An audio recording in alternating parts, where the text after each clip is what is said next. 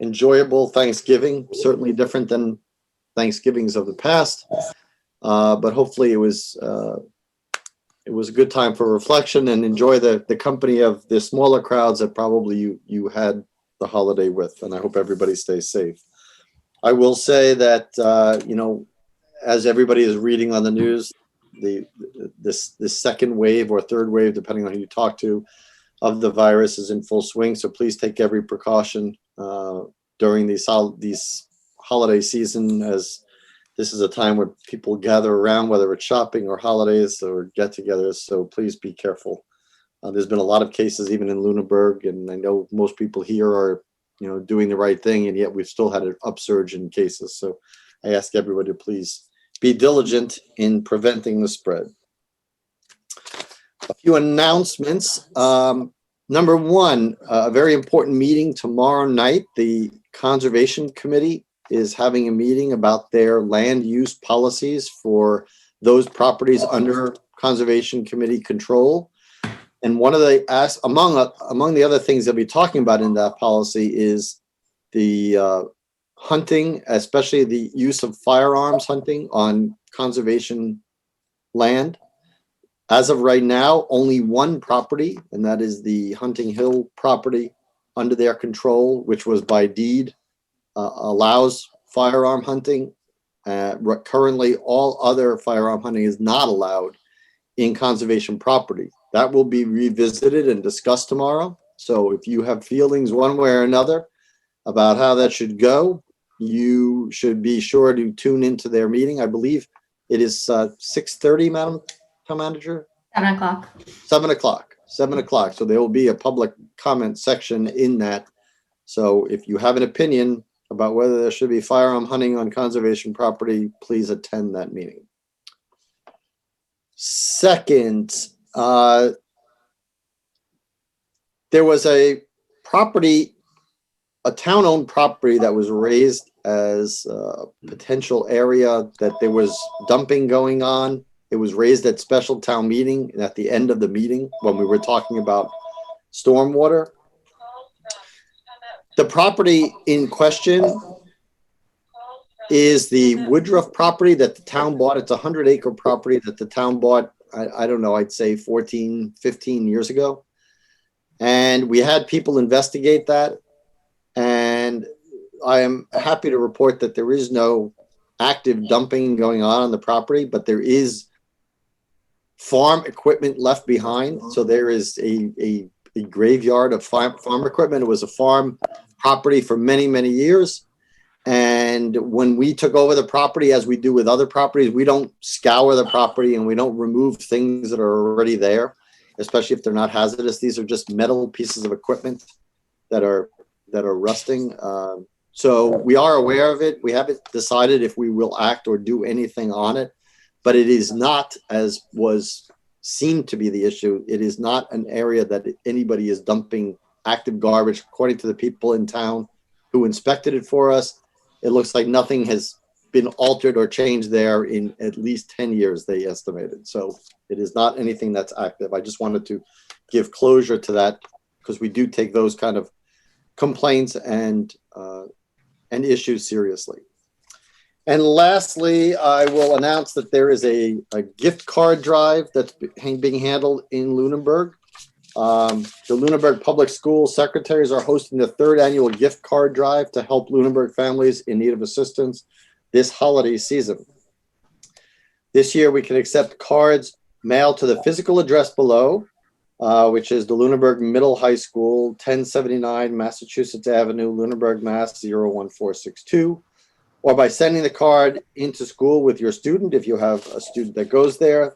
They will also be hosting drive-up card drop-offs from 10 to 12 on Monday, December 7th at the Lunenburg Middle High School. We will also be accepting gift cards through Tuesday, December 8th. You can call 978-582-4115 if you have any questions. Again, there's a lot of people in need this holiday season. I'm sure people from the Salvation Army who are with us requesting a boot drive will tell you that the need is great.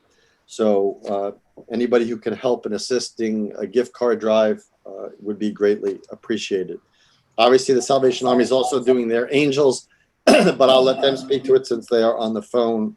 They are on the call here with us. So thank you for that. Ms. Adams. Sure. I originally didn't have a board comment, but I had something I was going to ask during the town manager report on the hunting on town land. If I know in the past, folks have come before us seeking permission, and I know that it was denied the last time it came through. What role do we play in that, and how are the changes that are potentially taking place at this hearing impacted by the role that we've played in the past?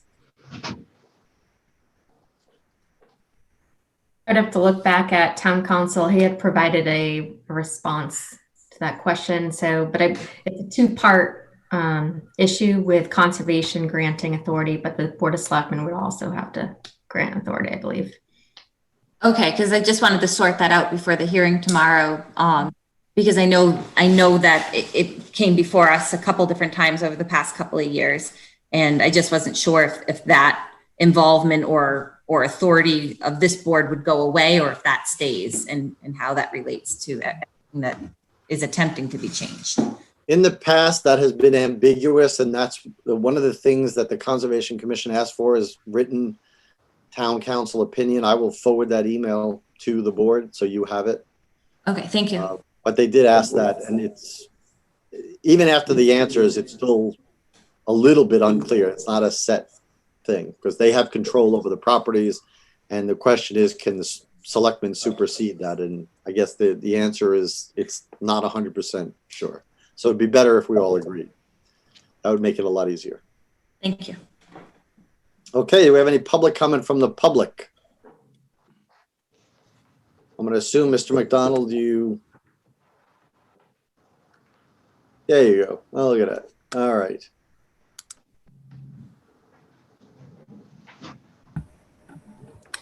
How you doing? We're doing well. How about yourself? I think we're on the agenda, Mr. Chair. Is that correct? You are. You're first. So you don't have to actually do it in public comment. So I'll wait for a second. Is there any public comment from the public? All right. Seeing none, we will go to our first appointment. 7:05, Toll Booth fundraiser request by the Salvation Army for December 12th from 10 a.m. to 2 p.m. on Main Street and Electric Avenue, Whalum Road intersections. Mr. McDonald.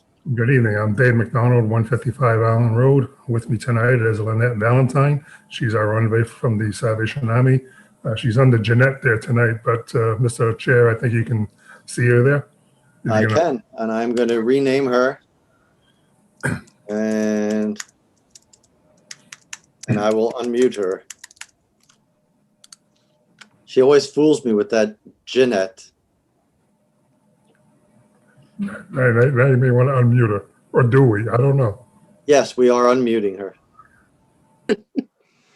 Ms. Valentine, good evening. Good evening. The reason for tonight's call is for a few items. But first of all, we just got to thank all of you in the town of Lunenburg for our Toy Tribe parade that we had a couple of weeks ago. It was a complete success here in Lunenburg. Our hearts go out to all the firefighters and the policemen and the military personnel and all our EBS crews and everybody who came out and all the children that lined the streets to say hi to us. We really appreciated that. And again, thank you for that. Tonight we're here talking about a couple of things. One of them is our boot drive, and the other one would be the Angel program. And I'm going to let Lynette take over where our money is going and why we're here tonight. So Lynette, if you can explain to this group of what we've been doing. I'd be happy to do that. The money this year, normally, like we set our goal, we have our Tree of Lights program, and it lights up as a visual as we hit our goal. And when I say hit our goal, we have a set amount that we try to raise during our Red Kettle campaign, and that money goes right back to the community. And this year, as everybody knows, the pandemic has hit us quite hard. The money is about 50% down at this time. So the need is great. And we're doing everything we can do, trying to think of new avenues and new ways to make the campaign a success. And the boot drive allows us to add to that campaign to help us hit our goals. So it's very important, but I must say it's very crucial this year as of the pandemic and the protocols and the safety of everyone with the campaign, following all the guidelines that we need to follow to ensure that we are safe, community is safe, and that we can still take care of a community in need. So the boot drives are vital for us this year, and the angels on the angel tree, same. But what we're seeing is, when I say the need is greater, we have a lot of families. It's not just the ones that, it's low income or whatever. We've all been hit, and we've all been hit very hard. Every household has come across some kind of hardship. So people who normally gave, we're seeing they're coming to receive this year. So with all the help of people taking the angels, buying toys, dropping $1 in the bucket as they drive by, we're going to graciously be able to help all of those in need in all 3 communities. And my heart goes out to everybody who has done and given and can give more. We're very, very appreciative for everything that the town of Lunenburg has done for us as well. Just to piggyback off of that, we did a Thanksgiving campaign last week. We gave close to 420 baskets, I think, Lynette, Yes. and we still ran out of turkeys. So we're going through approximately 9,000 pounds of food a week. It has been a ride for us. And we can sit here tonight and talk about everything that we've been doing. And I think you guys have seen my face a lot over the last month, and I hope this is going to be the end of it. But what we've been doing also is we understand that there's a need out there for everybody. And Ms. Alonso, you brought up tonight about the school program. We don't want people to give to the Salvation Army. We'd rather have you give your money to the people who need it. If you want to sponsor the school, by all means, do that. We like to take the money because we know that we need it as well. But if you believe in something, go out and help them, because all that money goes back to the community as well. What we're trying to do is continue doing our programs that we've been doing so well graciously with your help. And I'm going to ask you to help one more time. We are doing a boot drive, or we like to do a boot drive on Saturday, the 12th, in the town of Lunenburg. We have done a couple already. And Lynette, I think what you just said with the protocols that we've been following, they've been great successes. We do follow the CDC guidelines as far as wearing a mask and staying 6 feet away. But people want to give, and the giving is out there. People know that this year, of all years that in my 60 some odd years of life, has been the toughest. And that's why our slogan is Rescue Christmas. And together with all you here and with everybody at home, let's make somebody happy. Let's do something good for the community. And with your help, we can do it. And one last thing is that we're doing the boot drive. We're requesting for Saturday the 12th. We shorten the hours from 10 a.m. to 2 p.m. And I challenge you selectmen to come out and work with me side by side. A lot of you have in the past. We would like to set up a challenge.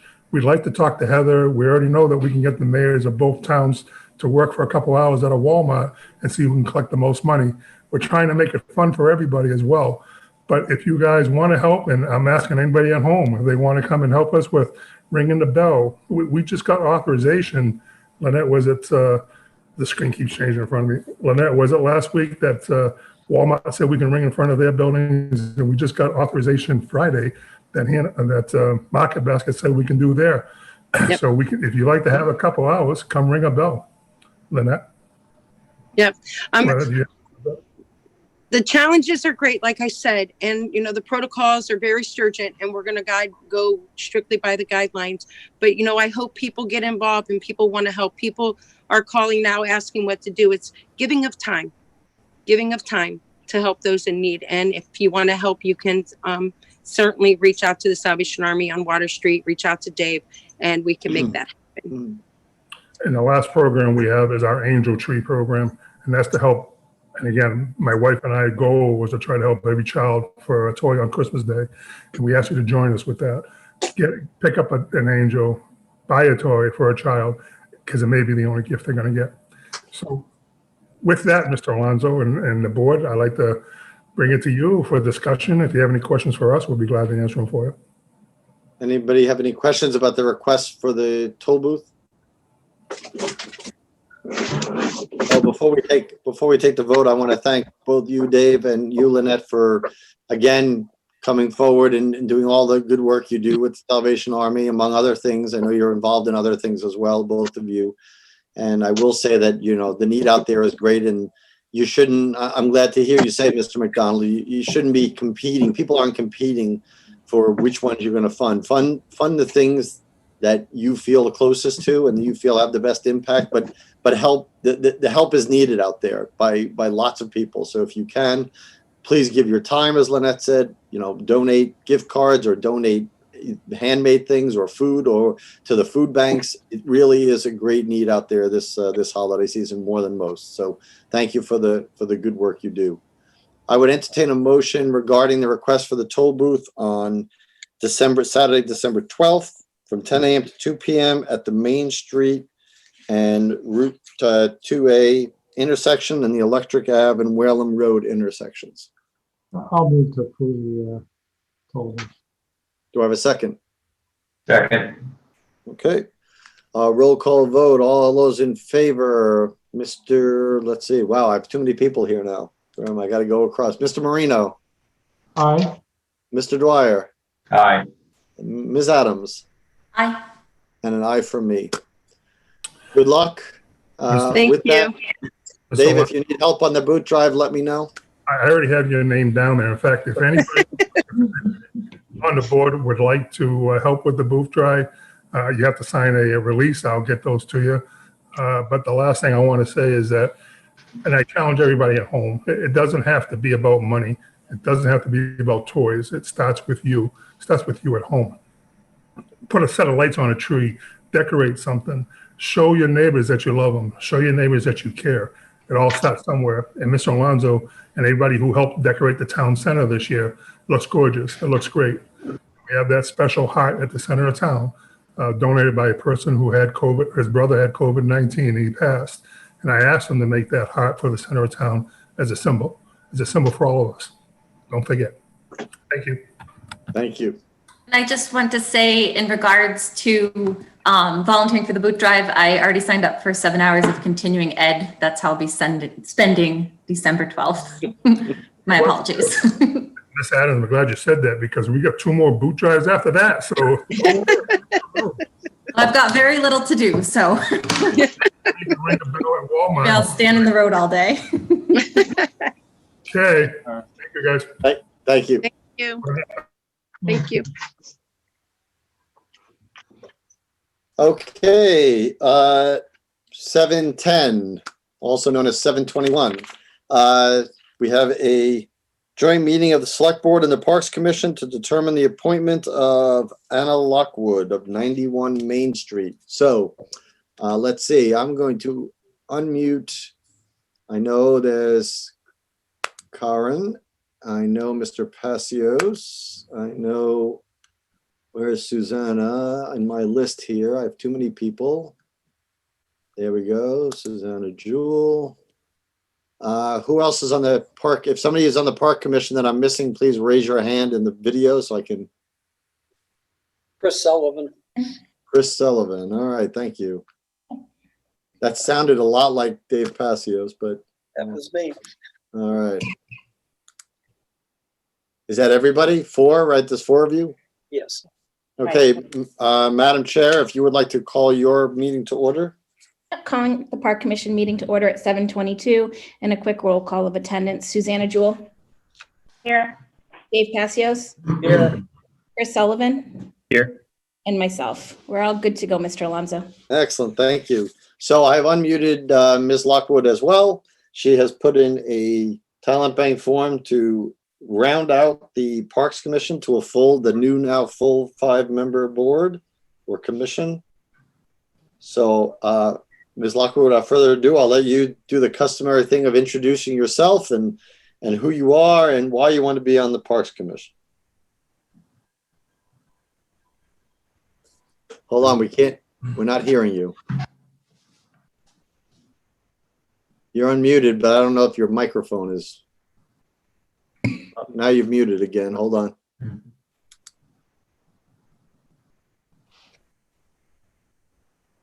You're unmuted as far as the meeting goes, but I don't know if your computer is choosing the right input device here. Still can't hear you.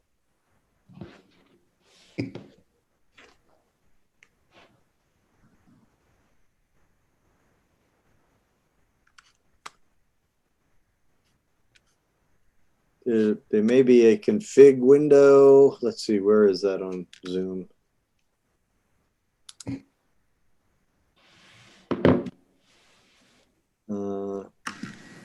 I think I got it.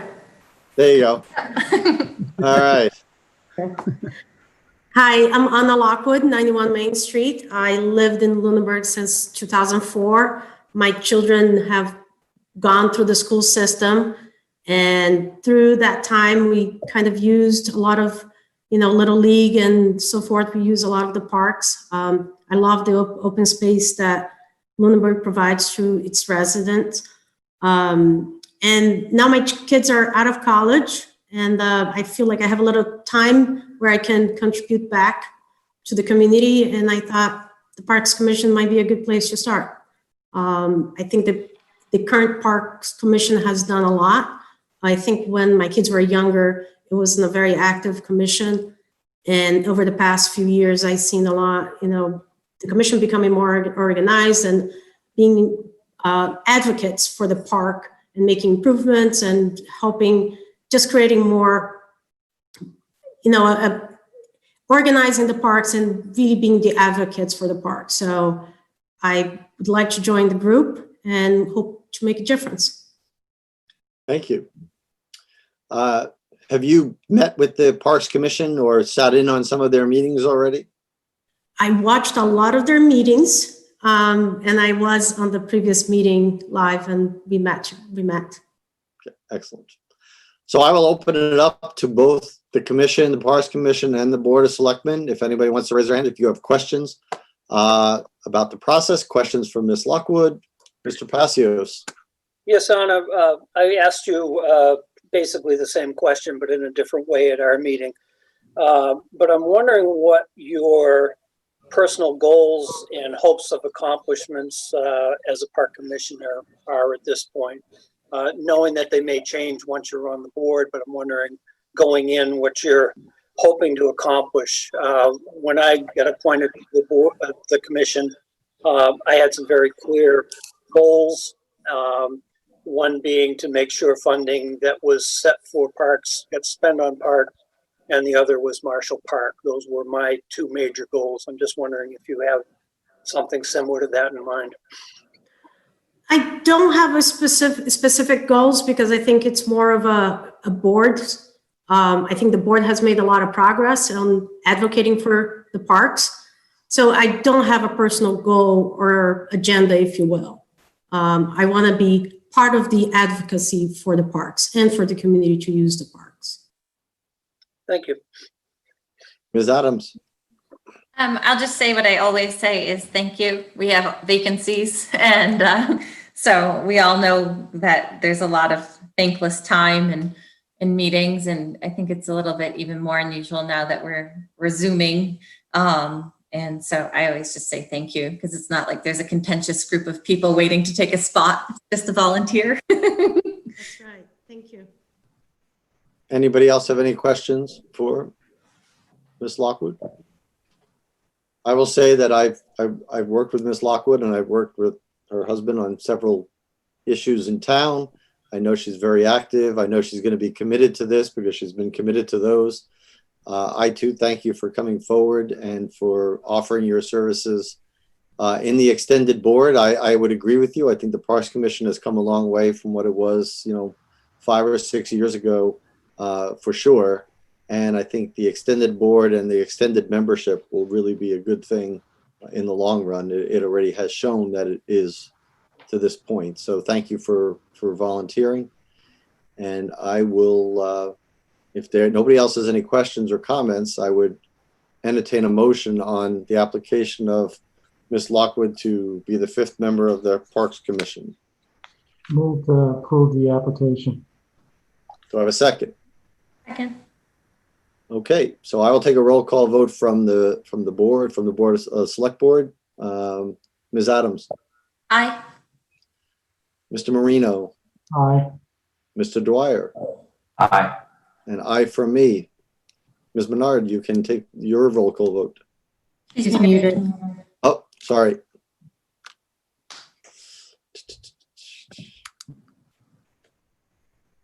Thank you. That was actually me who muted myself. I have a very upset 2-year-old in my hands. So we'll do a roll call vote on our side. Susanna Jewell? Aye. Dave Passios? I'll abstain. Chris Sullivan? Aye. And an aye from myself. Okay, if my numbers are correct, it was 7 to 0 to 1. Correct. So I think that unless my math is wrong, you are now part of the Parks Commission. You can stay, and obviously you can participate in the next part of this, but obviously you cannot vote because you have not been sworn in. If there are any votes, I don't know that there will or won't be, but you're not an official member until you get sworn in by the town clerk. And so congratulations on that. I look forward to your service on there. Okay, so keeping the Parks Commission in session, we have a joint meeting of the Select Board, the Parks Commission, to meet with the Lunenburg Skateboard Park Group. I wish we could shorten that to something. You guys got to come up with some kind of anagram. Including revisiting the location of the skate park, the size of the proposed park, and the current status and update from the group on the fundraising, and then the next steps. So those are the bullet points, the 4 bullet points for this conversation. I will say that I had spoken over the past few months with the chair of the Parks Commission, who alerted me to concerns that the commission had about both the location and the size of the proposed park. And now with the TC Passios design group going forward with furthering designs, I think that it now is a good time to discuss that location as well as the size, and then also get an update status from the skate park group. Now, I guess I don't know who on this call I'm assuming everybody on this call. Chris, Roy, Anthony, I know. So let's, I'll unmute people so we can have a discussion. Let's see. Aiden Moore. Aiden Swift. Aiden was a popular name that year. Anthony. Ben. Chris Roy. Greg Roy. Griffin. And Tom, can you also admit and unmute Josh Cormier when he comes in? Okay, there he is now. Okay, I see it. Thank you. Okay, Josh is.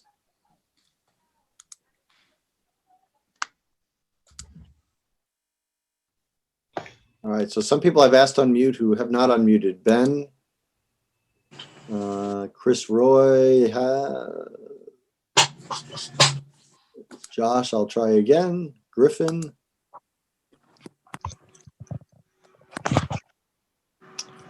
Okay, I think that's everyone. So I don't know if anybody has any particular place they'd like to start, or we just want to start from the top bullet point and go down. I'd recommend the No top. objection. Hearing no objection, let's start with the location.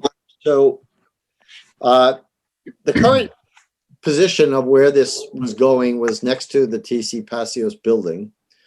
I'm not here to revisit that whole discussion about what was going on then, but even then there was discussion about using that as a potential town hall and other town uses. And it was decided upon as a place lacking any other of better suitment at the time. I don't know. I wasn't part of that discussion. But I will say at this point that as one member, I am concerned, very strongly concerned, that when we have town hall and other school and school related groups going into that building, that the placement of a skateboard park right outside one of the windows is probably not the best suited location for it. I think that it poses problems of noise, it poses problems of congregation, it poses a lot of things It also may impede on potential parking that is needed for that building. So it's also not really particularly a park area, and we'd be making it a park area. And I think there are other areas, probably most identifiable would be Marshall Park, that we should revisit. That's my concern about the location. It just doesn't fit in with the larger plan of what's being planned for the building itself. So with that starting point, I will call on people as their hands are raised to weigh in.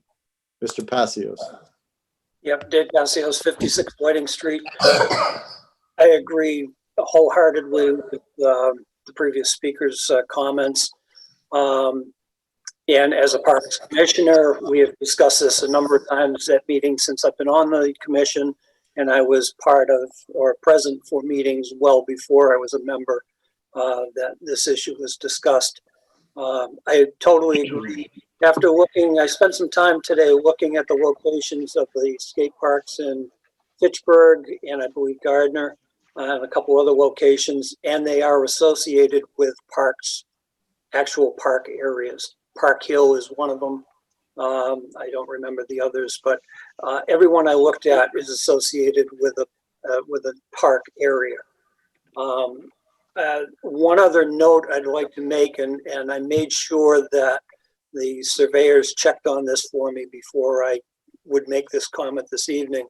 The location of the sign on the property at this point along the driveway between the playground and the TC Passios building is actually on the TC Passios building property.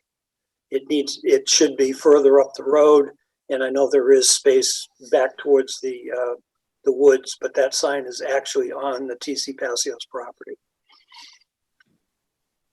And one other comment being that I'd like to see it rolled into Marshall Park. I think we could very easily roll it into that plan there.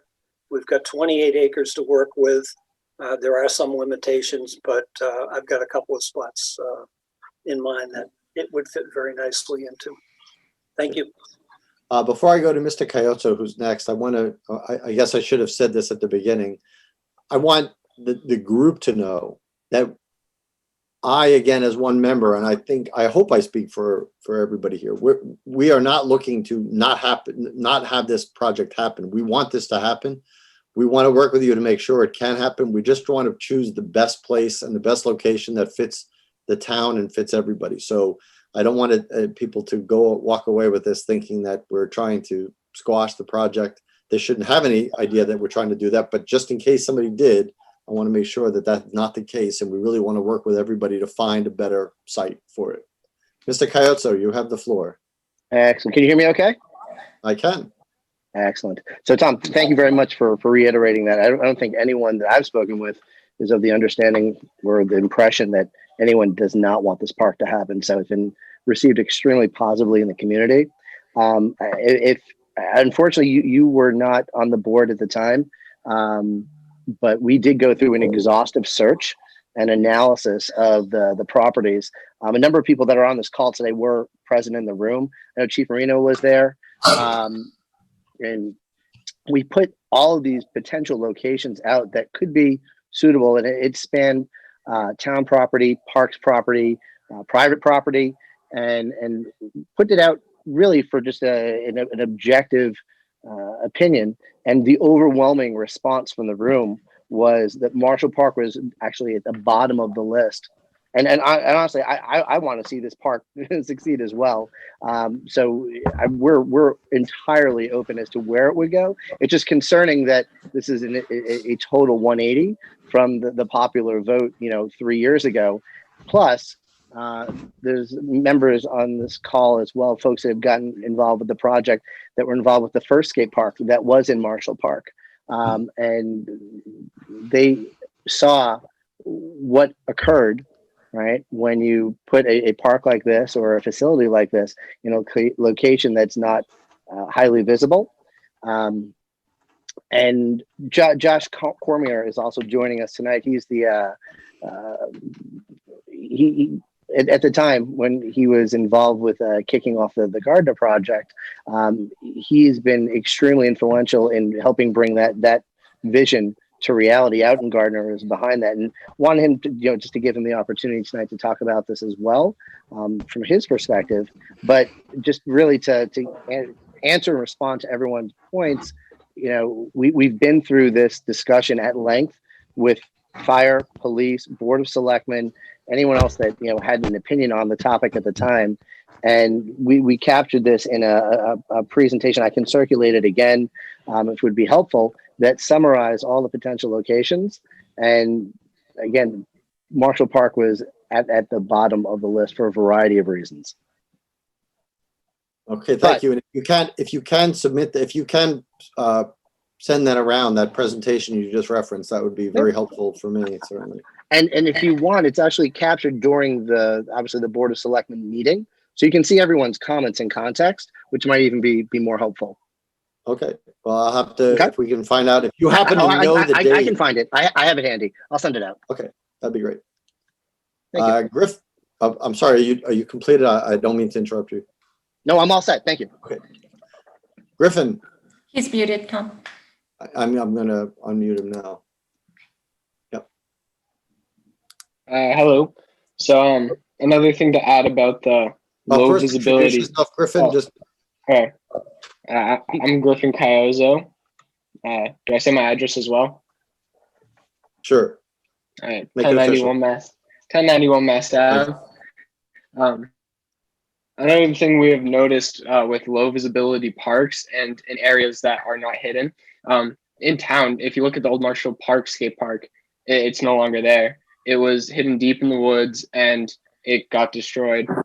And things with other parks that just aren't in very visible places, not by the road, it tends to bring a less desirable crowd. There tends to be more graffiti and just more things you wouldn't want happening at a public location or at a public skate park. Thank you. I appreciate that.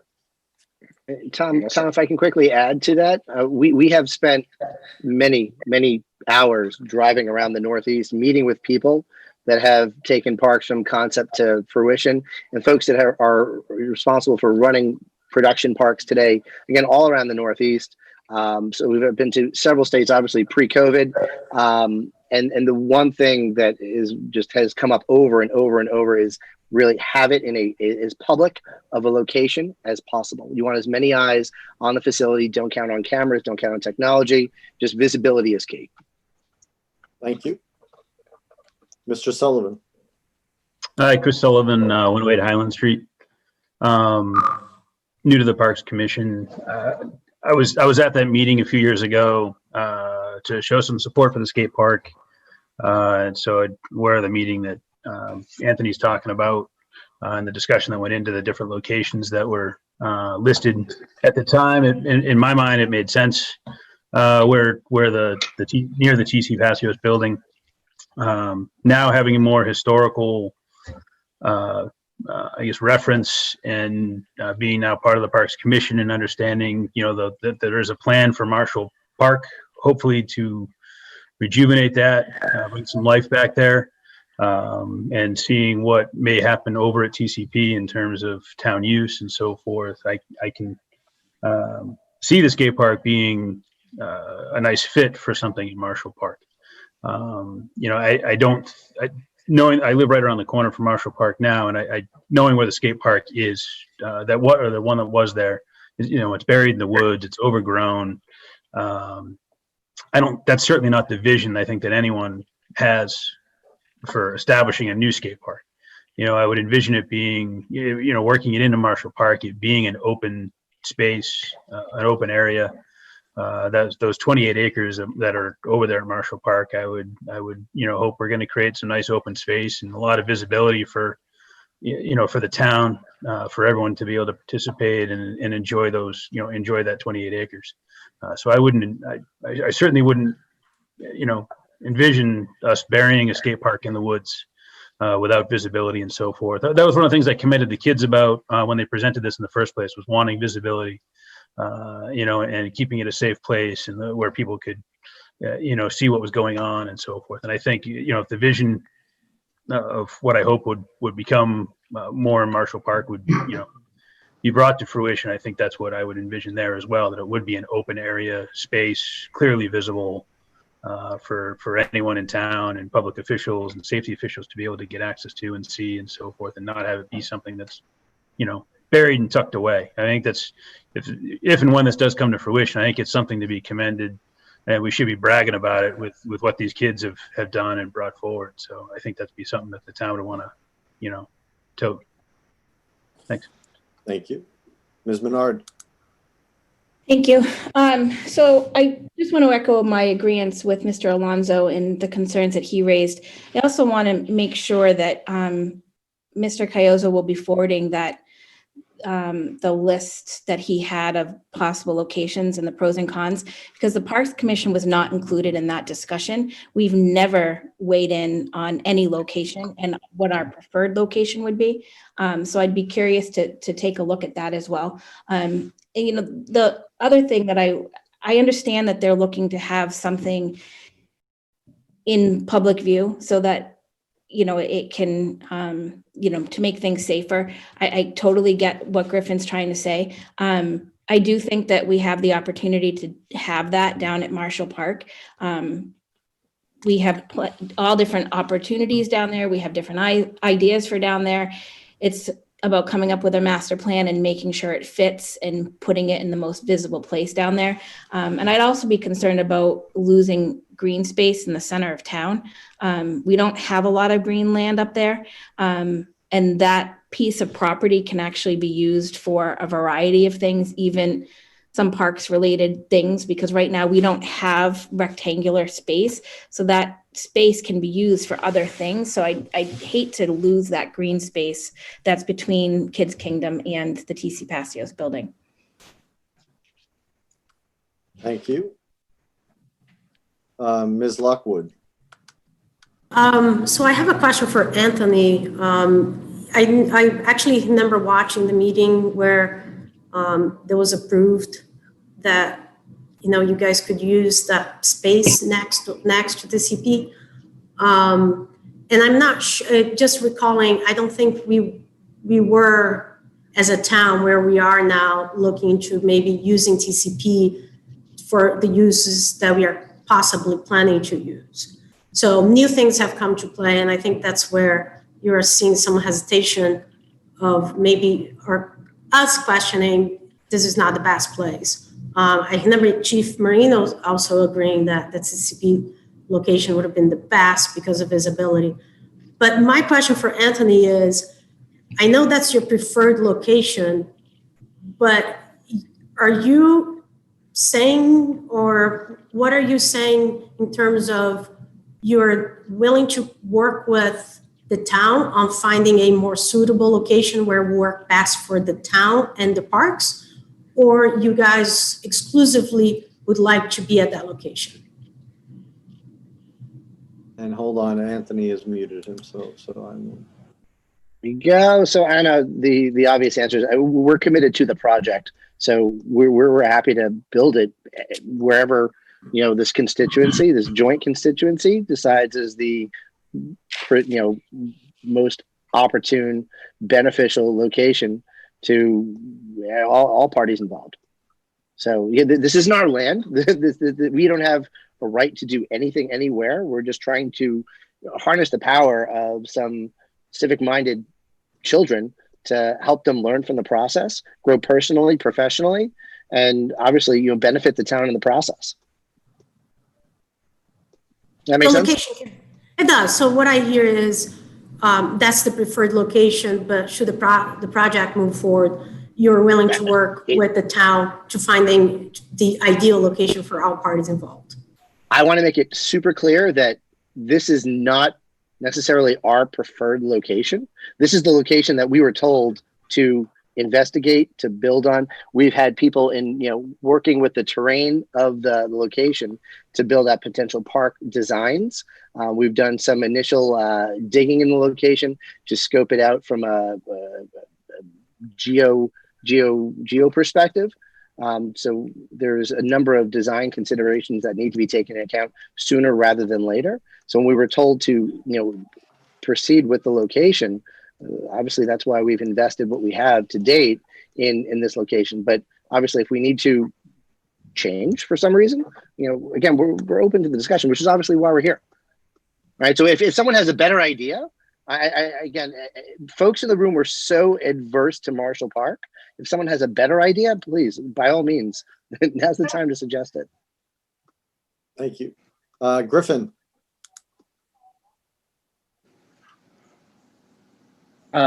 So I was gonna just ask a question to the Parks Committee about the new plans for Marshall Park. I was wondering if there's any new green space or any possibility for green space, so you don't have to lose some and just lose, like, can you build new green space in your new Marshall Park plans? When you say green space, Griffin, do you mean a spot that, a different spot than what we currently have as open space in Marshall Park to put a skate park? Or do you actually mean green as in green grass space? Just how you're referring to like the area where we're looking to build it now as like green space, like an open spot. Yep. So we have not finalized any ideas for Marshall. We're still in the ideas phase and putting together lists, and there'll be discussions coming up. It's a 28-acre piece of property. I do think that there's areas that can be expanded into more open space. We also need to start considering whether or not we need to continue to maintain 4 baseball fields down there. And if we don't, there may be some areas there that can be shuffled in order to open that space up. So I don't have a definite answer for you on that because we're still in the sort of idea phase of it all. It's a process that finally has gotten started. It was something that we've wanted to do for a while, and it's just recently, this fall, actually started to get some movement on it. So I don't have a definite answer for you on that right now. That's okay. It was just a question. Mm-hmm. If it was a possibility to put some green space there. Okay, Ms. Adams.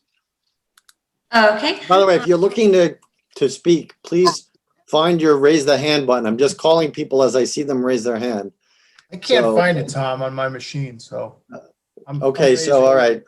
I will call on you after I call on Josh. After I call on Josh next. I'm sorry, Ms. Adams, go ahead. Okay, I just wanted to weigh in a little bit. There's been a lot of reference to previous comments of a previous meeting. Just to build context, none of the current selectmen were selectmen at the time that other property was selected. It occurred just before I started. I remember it was maybe like a meeting or so before I started. So whatever was in the mindset of that group of 5 people, those people are no longer here. What their concerns were for Marshall Park, what they thought the benefits were in this parcel, it doesn't apply to the 5 people, or I mean, we're absent a member tonight, but it doesn't apply to us. And it also doesn't apply to the fact that Parks was never involved. So we're dealing basically essentially with 10 people who are, going to continue learning and thinking about the project, but we did not make those comments. We did not pick that parcel. And so we can't carry the weight of that decision as we give new thoughts and ideas to moving forward. In regards to the parcel I'm sorry.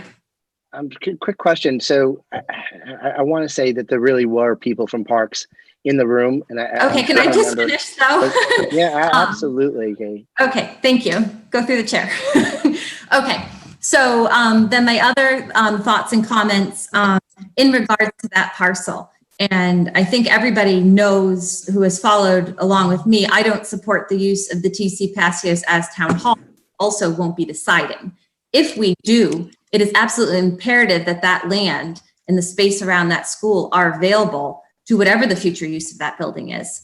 And as we are investigating, town uses, school uses, extended day programs that are part of our whole community, I don't think there's land available to do all of those things. I think it's becoming too dense. I know Marshall Park was vibrant many, many years ago, maybe decades ago. And it's a great parcel of land that its intent is recreation. And so I honestly feel like if the park is redone and redone correctly with this in mind, that it would become an asset to that space and maybe an important part of rethinking Marshall Park. I mean, everybody knows the, old courts that, it's almost like a scary movie. And when I was a kid, you could go around to the different circuits and some of the elements of that are still there. So I don't see it as a negative thing, incorporating it. If you're going to put it there as it exists now, I think it's sort of a dismal place. But if the goal is to make Marshall Park sort of, a special place with recreation again, where you can attract people for all different reasons, I think it would be an asset. I don't see it as being a detriment to the space, but that would enhance it. Okay, thank you. Josh. Hey, my name is Josh Cormier. I was the project manager for the skate park that was built in Gardner. Sorry, I'm going to have to run in a minute to pick up my wife, but I don't know. Do you want my business address? You want a home address? Do you want something for the record? Fine. Yeah, that's fine. I'm at 60 Temple Street in Gardner, Mass. So I just, I wanted to let everybody know that I'm more than happy. I've talked to a few of the members of the committee here, the Build the Park committee here, and I'm more than happy to answer any questions, concerns, any location issues, anything that you guys have as you go through the process. I will tell you, I was just typing in the chat, before we built it, I was very skeptical of what the park would do and what it would mean and what it would be in the community. I raised a lot of concerns that you're raising now. I'm a former city councilor too, so I understand the impact on the neighborhoods. Since we built it though, literally maintenance has been very minimal. Most of the people that visit the park are doing their own maintenance when it comes to leaf picking up, trash, pretty much everything that involves the maintenance of the park, other than, we have to empty trash barrels. Other than that, it's been simple. We haven't had any issues since maybe the first week. And the first week we had an issue with a neighbor who didn't necessarily like it there. And that was the only issue we've had. And park has been a major asset to the community. I would say that anytime there isn't a foot of snow on the ground, there's at least one kid or one adult down there skating, riding a bike, riding a scooter. The activity is incredible. And I do have to run, but I did just want to point out one thing. So our first choice was actually to build it right next to the new police station. And the reason being is some of the things that were mentioned. Visibility is key. Having it near active areas is key. For us, we used community development block grant funds, and we needed to find an area of the community that was in the low to moderate income area. And that's why we chose that park in the long run. So I'm more than happy to send off my contact information. I'm now the purchasing director for the city, but I was the project manager at the time, and I was in the development office at the time. So anyway, I apologize for being quick, and I appreciate you listening to me. Good luck with the process. It's a huge asset to the community. Wherever you put it, it's a huge, huge asset. It really is. I appreciate your perspective from another town that's already done, or city that's already done this. So thank you, Josh. Yeah, thanks. Okay. Good luck. Mr. Roy. I don't want to cut Mr. Dwyer off. I think he might have had his hand raised before me, but No, he didn't have his hand raised before you were waving Okay. at me saying you don't know where to raise your hand is. all right, I apologize. Mr. Dwyer is here for the whole duration of this meeting. Don't worry. Okay. Greg Roy, 105 Chestnut Street. To put context behind that, 105 Chestnut Street is in the radius, foul ball radius of Marshall Park, the main ball field in Marshall Park. So I'm intimately familiar with the park. I can, if it was light, I could look out on the baseball field here from my desk. And then I guess in the interest of full disclosure, I'm also the chair of the TCP Building Design Committee. But tonight I'm not wearing that hat. I'm wearing the hat of the Lunenburg Skate Park board member. And I guess I just wanted to say that I think that I echo the sentiments of the team to say that we really view this. So I want to say a couple things, but we really view our participation in this project with the town as a partnership, and we've appreciated the way that the town has also viewed it that way. So we certainly want to be what Mr. Coyote has said previously. I guess I just want to reiterate that we appreciate all of the input that you've given to the boys in particular. This is a big deal for them. They stepped out most of them out, all of them, I would say, out of their comfort zones, in preparing presentations at public meetings and in front of big, scary crowds. And we've really appreciated how the town has sort of stepped up and worked with the committee, but particularly with the group of the boys that are present here. I think that we're happy to be having this discussion now relative to location. I think that there's a sentiment that Anthony, I think, brought up that although we recognize that none of the current select board members were present when that decision was made, the decision was made nonetheless, and it was made rather formally. I mean, it was we were given a written thing, and we used that to do some planning and spend some money, as Mr. Coyote pointed out. So I think that, but I think personally for me, I can totally appreciate the sentiments that have been raised so far and the concerns relative to that proposed location. And I think that, echoing Mr. Coyote's comments, we're committed to the project and we want to continue the partnership. And personally for me, it's very exciting. I've communicated this to Mr. Passios on a number of occasions. It's very exciting to me to think about the prospect of revitalizing Marshall Park. Fantastic resource in town that I feel is really underutilized. So, it's exciting to think about a master plan for that park. I just think that we want to make sure this time that we're, I guess, involving all the right people, and we're having the discussion as completely as we need to so that we can advance to the next portion. Because I think, as you're going to find later in the discussion, we've advanced the fundraising effort, since 3 years ago quite considerably, and we have some milestones coming up that I think we are anticipating seeing some traction in that department. So we really want to get a bona fide location so that we can, sort of, I don't want to say put a stake in the ground, but so we can put a stake in the ground and we can really start to do some planning. And I understand and I can appreciate, I've been involved in master planning of parks in my professional career. And I understand that there's some work to be done there. I know that the commission, the Parks Commission is just starting on that.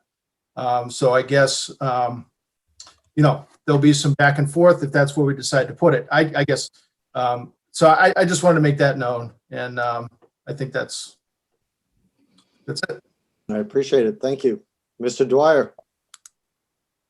Thank you, Mr. Chair. I just want to say I don't agree with the opinion to move the location. I like the idea of having the skate park by the TC Passios property, just because I think visibility is very important. And it's also in proximity to the schools, which will, allow a lot of people to use it in their after school time if that's what they choose to do.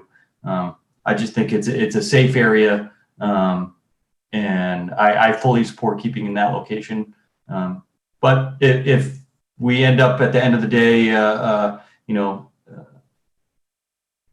moving it to another location, I'm open to those ideas, but I'm not persuaded to move it from the originally approved location. Ms. Adams. Okay, sure. So I had a little bit of a question, maybe for Greg Roy, in the sense that he's so closely followed the TCP design and, land related, in your opinion, do you think there's space if everything moved forward for it all to be in harmony with each other. And he's muted, Mr. Chair. Oh, I didn't realize he was going to play games with me here with the muting. All right. Raise your hand, Greg. Sorry, I had to cough. It's not a COVID cough. We're on a Zoom meeting. Yeah. I'm glad to hear for your sake it's not a COVID though. Thanks, Ms. Adams. I appreciate that. So I guess I'll temporarily put on my TC Passios hat. Sorry. For the record. The initial concepts that we've seen in the preliminary plans relative to site work for parking improvements show a perimeter road that would basically join, wrap around the TC Passios building quite close to the building. So pretty close to where the sign is, as Mr. Passios referenced. It would entrance, one of the entrances would be right in that location. It would parallel the TCP building back towards the woods, and then it would wrap around towards the high school through the sort of quasi recycled asphalt product parking area that we have behind the TC Passios building. And there would be parking flanking that road all the way around. We're in the preliminary stage of that. So that plan is going to be, I would expect to be developed further. The engineers for the project will be doing some additional analysis to make sure that to sort of test the feasibility of that as we move into the design development phase of the construction. But given the current design and the location of the Kids Kingdom, I do actually believe there is significant space there that would allow for a park. That field is, fairly good size, and we're not, because of the topography there, putting a massive parking lot that would connect down to the TCP is difficult. If you can visualize that, it's the whole field is sloped, but then there's a pretty significant slope right as you get to the TC Passios, and then it flattens off. So I think the upper area, I think that there would be room for it. How much you'd have in margin and that kind of thing, we still have to test that, I think, against what the final design would be. But that's a great question. So from my perspective, just for my edification, the location that the skate park is proposed is the wing that's the town hall wing. Is that correct? Yeah, but I guess let me address that. So the sign, we hadn't really, I don't think that we've really nailed down the location of the park. Anthony, you can correct me if I'm wrong, but I don't think we really nailed down the exact location of the where we wanted to put the park, because we hadn't really, and we still haven't done any hard detailed design of park layout. We have conceptual things with sizes and things, but we haven't done any real, definitive type engineering things that would require the topographical information that we've collected. But so I think we've just generally ran with the idea that we're going to be between Kids Kingdom and TC Passios with the park, right? We didn't commit to the low side or the high side. We definitely do not need the whole thing. That area is far in excess of what the skate park would take up. So that where the sign is, isn't necessarily where it's, we weren't intending to communicate that it was going to be down on that side of, I guess, when we put the sign up. Okay. If that answers the question. Yep. Madam Town Manager. I can add to that discussion. So after that location was selected, the skateboard park group was provided an overlay of what was included in the TAPE study of where the parking would be for that building. as it was designed in that study. And the architects for the current project at the TCP building were also provided that same overlay from the TAPE study. So Yeah. those were the parameters of where the future potential parking would have been. And the TAPE study actually showed a much broader area that, in my civil engineering opinion, would be very difficult to build just because of the topography down there.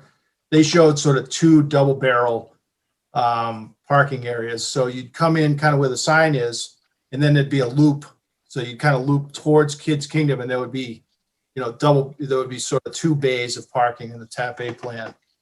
They did not show the loop around the building like we're currently proposing. And even in that plan, I think there would have been room to fit it upper level. Okay. If that helps. Ms. Lockwood. That's my opinion. No, it's perfectly fine.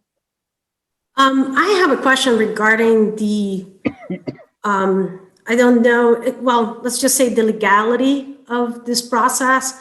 I know the previous select board approved, and they had and then Mr. Q said that they had a letter to indicate that they had that power, they were given, I don't know if the word is given, but what is the process of that? So I know the idea is at the end is going to end with the Parks Commission, according to the plan, but what is the process for awarding a piece of town land to a private group to build something in town property? Is there a process for that? And does this need to go in front of town meeting?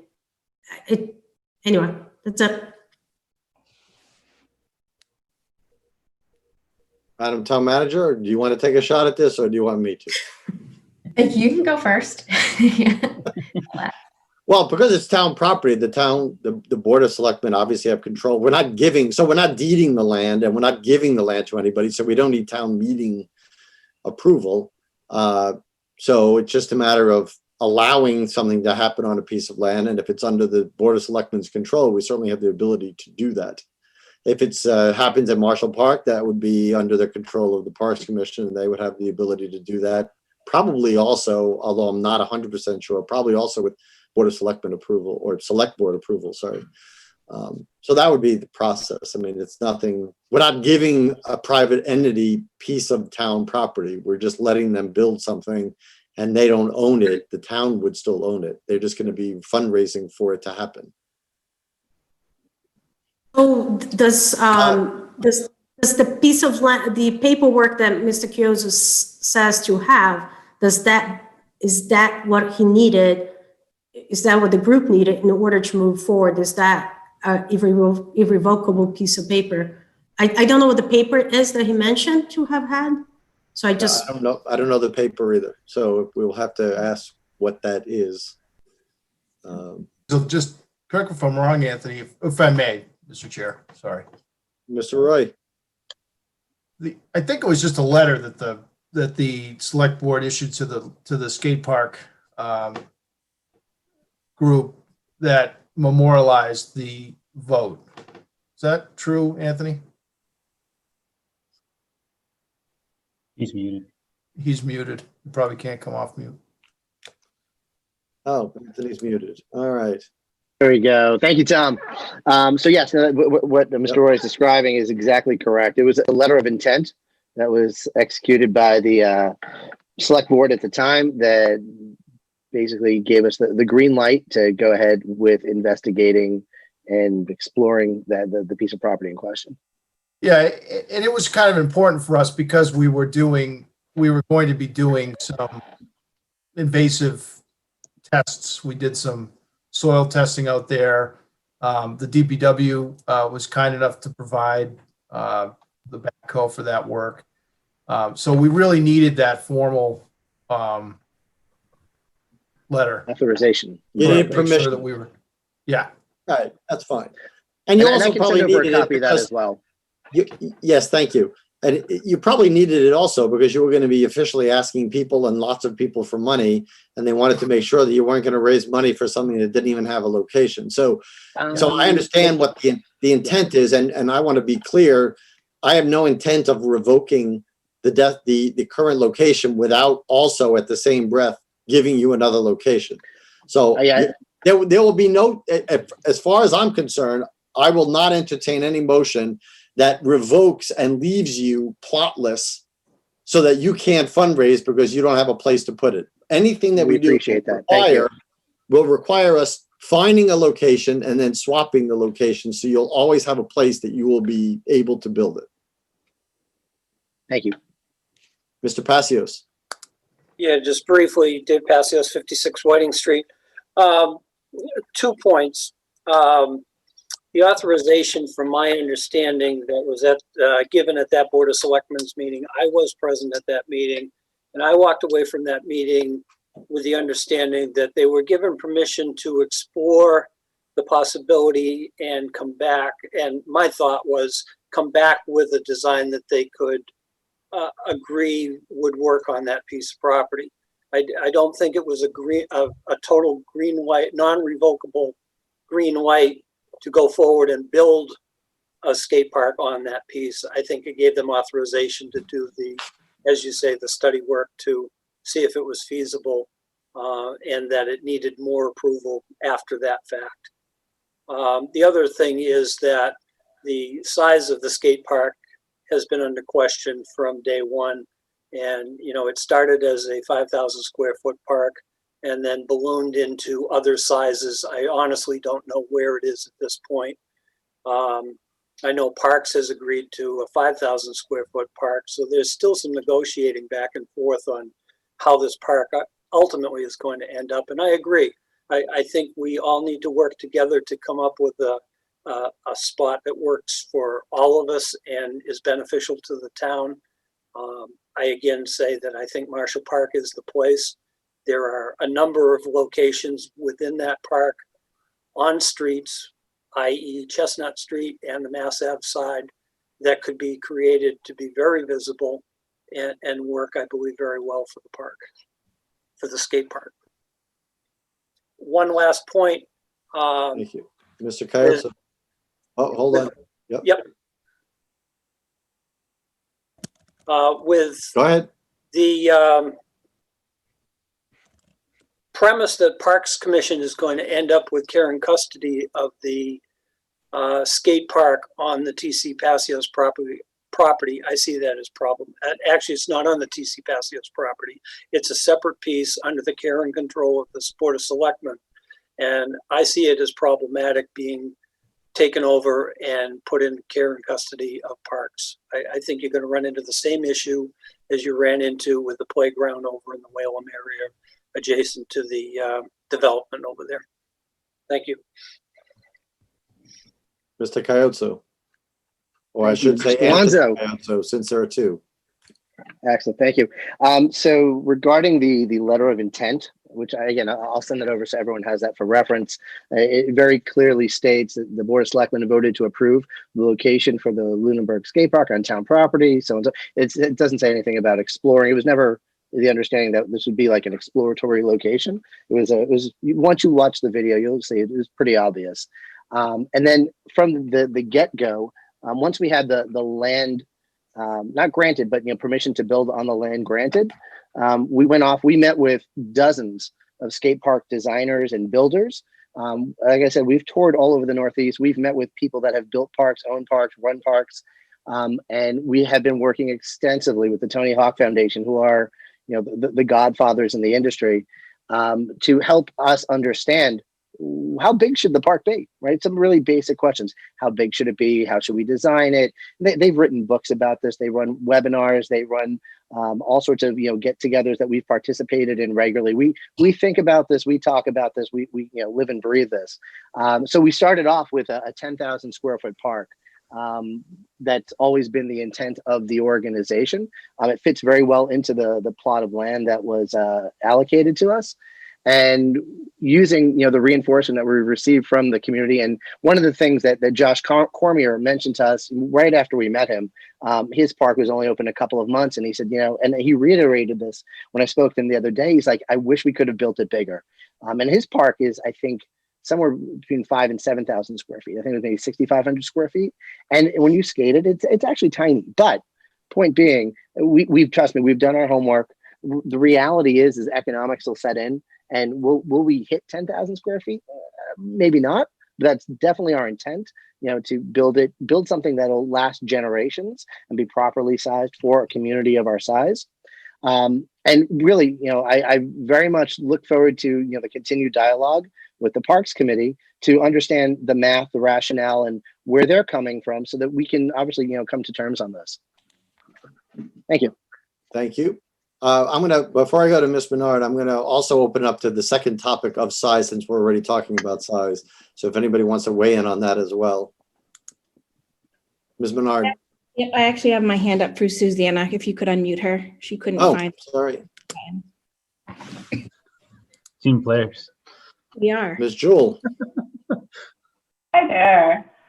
I just wanted to follow up on Dave's point that I think we voted as a Parks Commission already on this, that if the skate park is built at the TCP location, Parks is not accepting ownership of it, care and custody of it, correct? And we also voted that we want to see it at 5,000 square feet or smaller.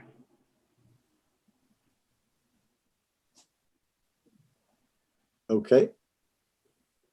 So, I mean, that feels like this, when we voted on that wasn't heard at all and wasn't discussed at all after that. It just, the Skateboard Park Commission has barreled forward in that location and at the 10,000 square foot size. I don't know. Thank you. I'm not really 100% sure how something gets under the Parks Commission control. So I guess I would, I would have to. I'm just saying I don't know how. Yeah, but I mean, it's not a Parks property. That TCP parcel is not a Parks property at all. Right. So you would have to be converted from under the care and custody of the Board of Selectmen to the Parks Commission. And we've already voted to say that we don't want to do that. Correct? Okay, I understand that. I just don't know if that's the official process. Like, I don't know if the Parks Commission gets to reject what's under the park control. Maybe you do. I don't really know. I'm just saying. So, but I know that the vote was taken, and it should be taken under advisement, obviously, because the current Parks Commission doesn't want to have control where it is or at the size it is, and I fully hear that, and everybody else hears that.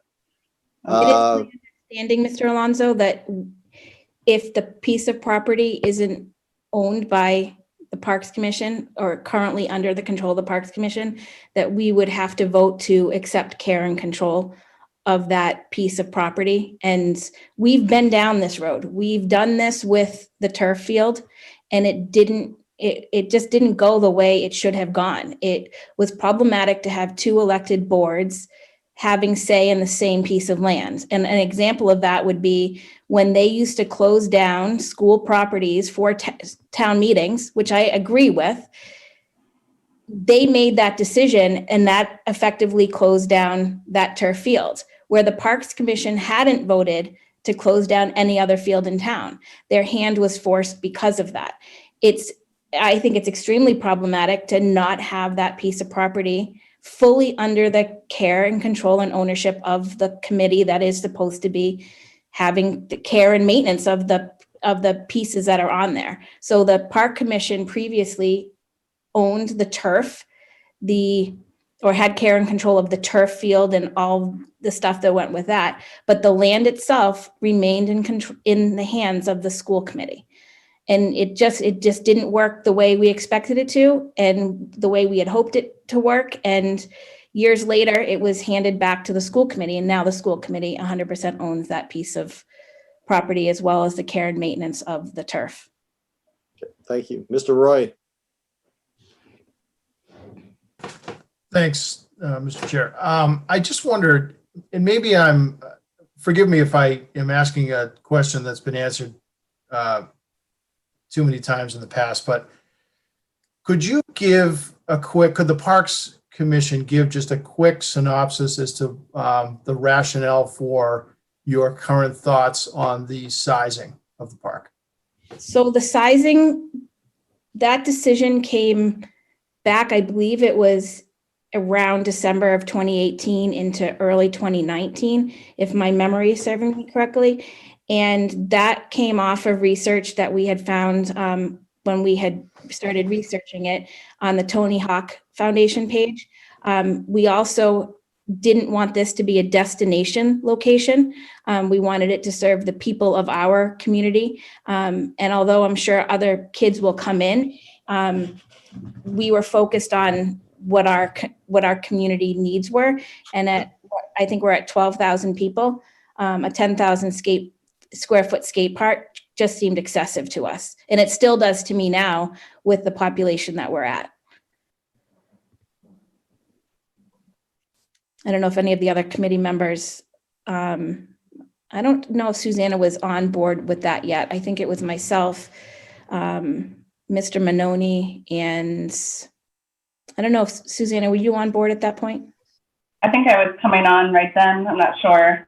But I think I remembered that the 5,000 square foot size was for a town with a population up to 14,000, and then greater than that was for higher population. And the answer when we asked the boys about that was that they wanted it to be a destination skateboard park. So it should be built to a size greater than what our population was.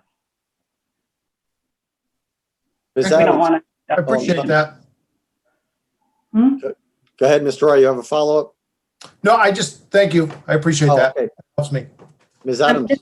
Lonzo, can I just add one thing in real quick? It was just pointed out to me by my husband that that piece of property is actually owned by the school department, I believe. So this would be putting us back into the same situation as the turf field.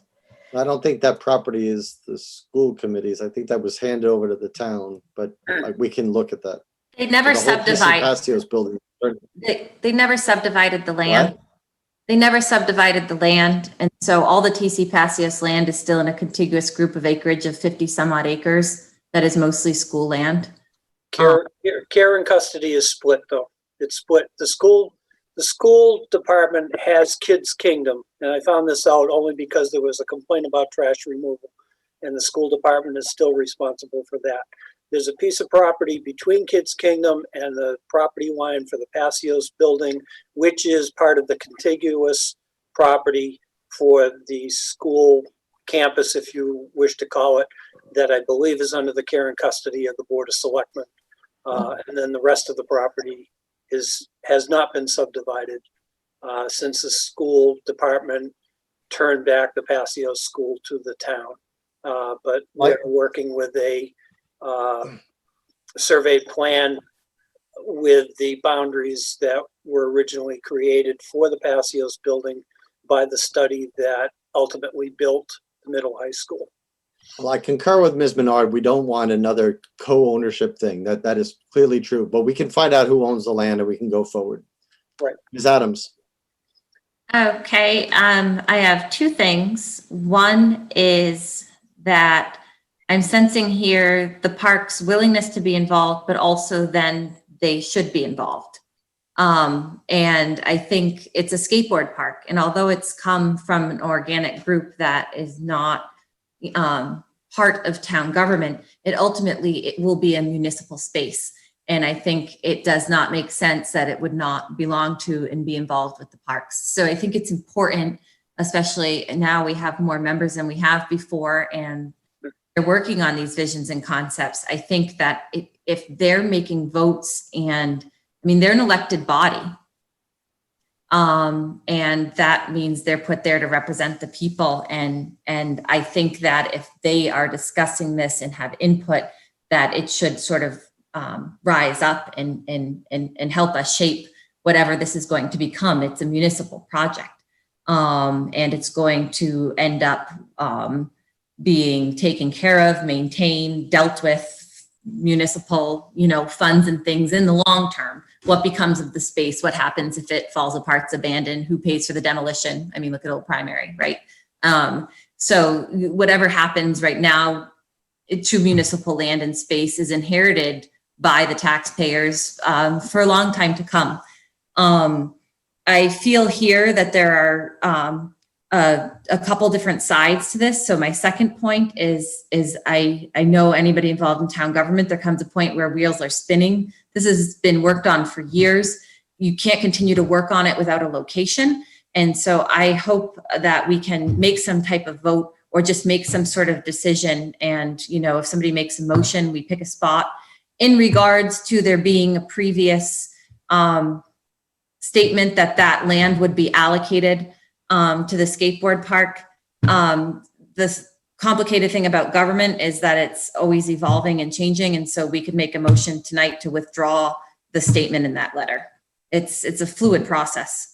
I just think maybe I don't know if somebody's ready to articulate a motion. I don't think I've followed this as close as Parks or other folks in terms of I see benefits in both locations, but I would feel comfortable if we make a vote and make some sort of step forward here. I think this is an opening discussion. I don't think there's any vote to take because we need to research and we need to look at it further. It's just to bring everybody on the same page and at least know that we're thinking about this. Ms. Lockwood.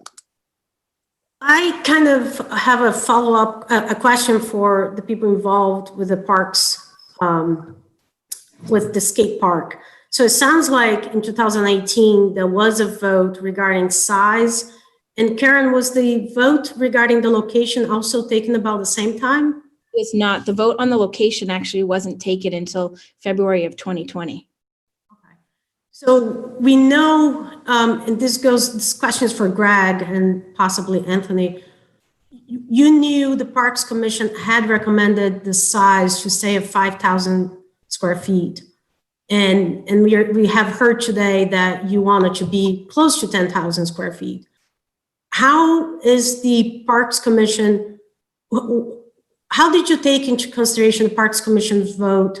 And what made you decide to go forward with a larger park? Did you come back to the Parks Commission and say, hey, can we talk about this again? Or did you just move forward with your plans? Because I think that's a little bit of what Susanna touched, and also a little bit with what Katie has touched in terms of, this is a park, it's a commission, it's an elected board. They are here because I'm not there officially yet to represent the town. And they were willing to work with the group and they asked for a smaller park. And it seems like the plans have gone forward to a larger park. How come? So if I can start from the beginning. I'm sorry, Tom, do you want me to speak here or do you want someone else to speak? She asked you a question, sure. I'd prefer if you didn't have to start from the beginning. That seems like a long story. No, it's not a long story at all. It's actually rather short and straightforward. From the beginning, this was the design. This has been the design. I don't know if you've seen our Facebook page or any of the marketing material, the collateral we've been passing out for the past 3 years, but the design that you see there has really been our poster child since the beginning.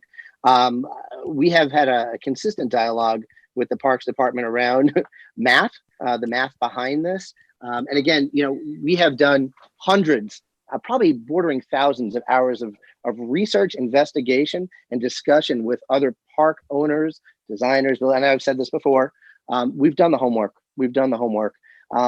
Realistically, and I wish I could say this off the record. I know this is on the record, but off the record, realistically, a park properly sized for our demographics is about 8,000 square feet. 5,000 square feet is honestly too small.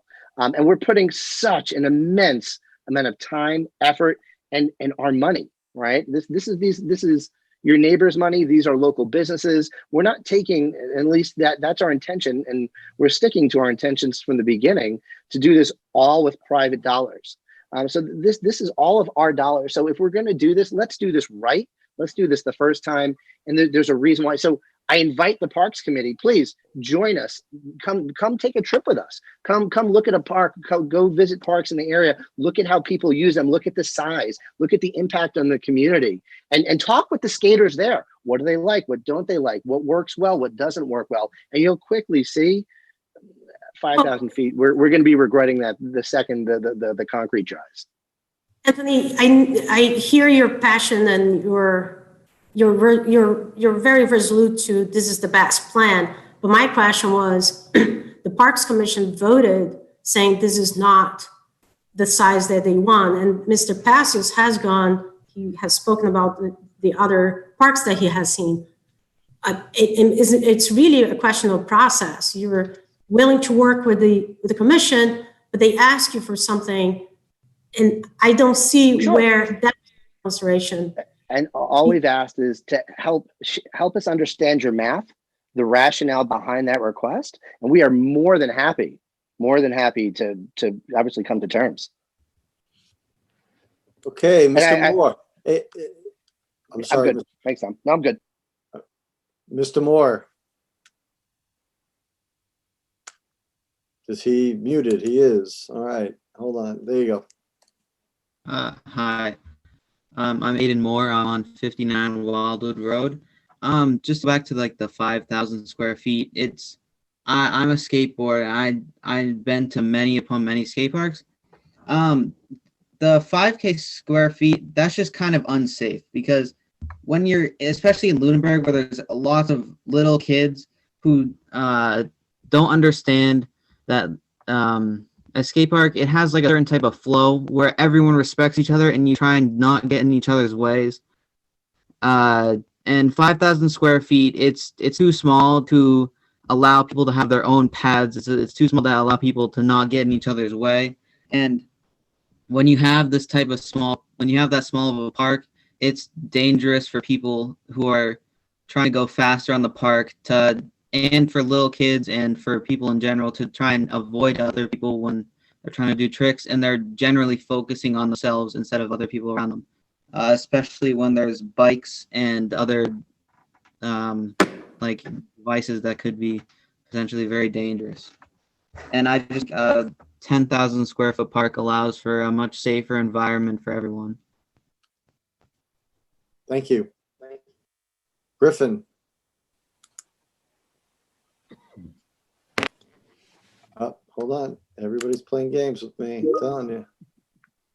I'm just going to second what Aiden said about how it gets dangerous pretty fast. Once you start losing square footage, we actually did the research, and for a modern, like, safe environment for the average skateboarder, it's around 2,500 square feet for a skateboarder to like have their own area without being in the way of someone else and getting too clustered. And back to what Aiden said, it's a much safer environment for younger kids who may not understand like just the social concepts of not getting in other people's way.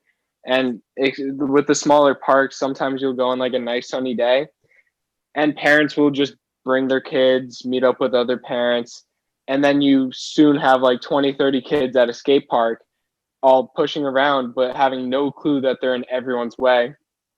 And there are a lot of videos and stuff like that out there of little kids getting hit because they will run into someone's path and they'll get hurt because they just don't know any better. So it's just a better idea to build a larger park so that in case it gets crowded, you're not having big dilemmas with crowd control. Okay, thank you. Ms. Menard. And before you start, Ms. Menard, I want to say that this is, because we're going on like an hour and 15, 20 minutes here. I want to hear the update from the status of the group after this, because this is obviously going to be a continuing process, and we'll try to wrap it up with a summary at the end, but I just don't want it to be open-ended forever. I think we're going over some of the same area. Okay, Ms. Menard. I agree with you completely. I do, just on the size piece, I did pull up my research that I had done in the past. A 3,000 to 5,000 square foot skate area serves 12,000 people. An 8 to 11,000 square foot skate park serves 25,000 residents. We're not 25,000 residents, nor do we have a desire to have a destination spot fall under the current Parks Commission. It's not a matter of us not wanting everybody to be safe. It's a matter of wanting to build something that's going to serve the community that we live in. And from everything that I have, from everything that I've researched, that's a 3,000 to 5,000 square foot skate park. And we're at the high end of that, saying we'd support 5,000 square feet. You know, I think that going back to square footage anyway, maybe putting the cart before the horse, if we're looking at exploring some of the other locations again, I think we may want to, see what happens with Marshall, see what their next step is in looking at that area again, to make sure that where they would want to build it, because again, they'd be coming in at the ground level. So we don't have anything concrete at this point. They could come in and say, we like this area, and that would most likely be the area that we would try to accommodate them in, and see what size that area could accommodate before we even, as a Parks Commission, would probably be willing to relook at the square footage that we've already said that we would support. Thank you. Mr. Coyotso.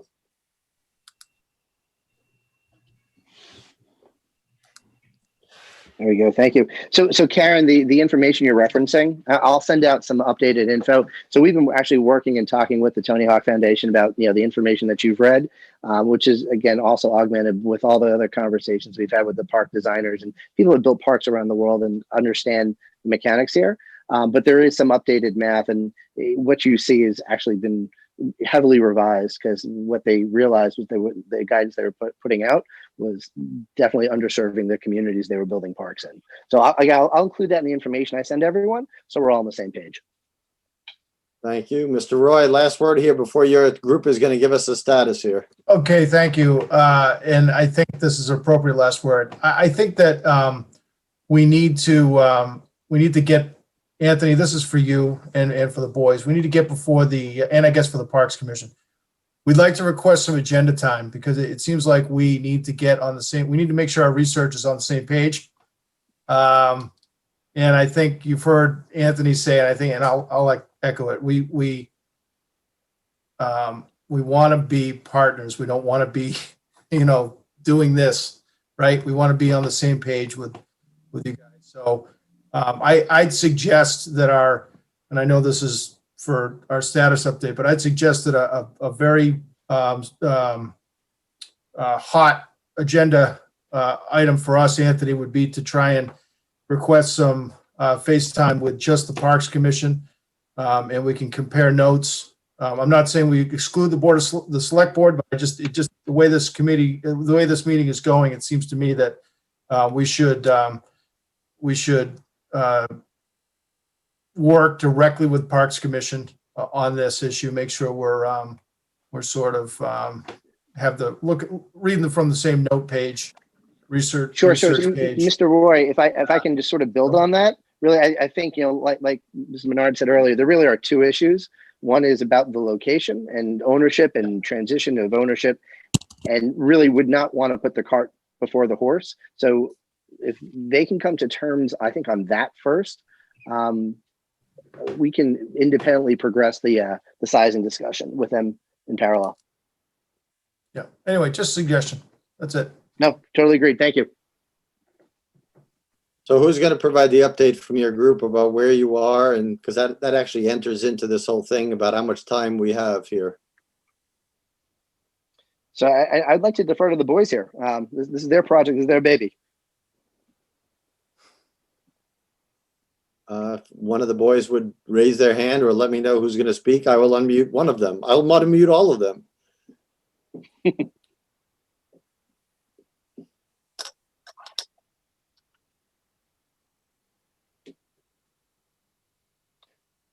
Okay, Mason, hold on a second. You got the short straw or the long straw? I'm not sure. Yeah. All right. Hi, everyone. I'm Mason Whitcomb, 110 Houghton's Mill Road. And since our last update, I think a lot of stuff has happened, and also a lot of stuff hasn't happened because of Corona. So on it, just as expected, we definitely did slow down in our fundraising efforts. But as of recently, we've had successful fundraisers that have raised us thousands more dollars. We recently got our second of third donation from the Miles for Miles Foundation of $3,000. We're bordering, I believe, $63,000 right now in total. And we also have tens of thousands of dollars that are being promised to us in donations once we reach more milestones. So in terms of finance, I think we're doing well, and we're projected to finish before 2022. Okay, so that's what I needed to hear. So we have some time to reevaluate the location. So it's not like somebody's going to put a shovel in the ground in the next 4 months here. Yeah, there's no rush. Okay.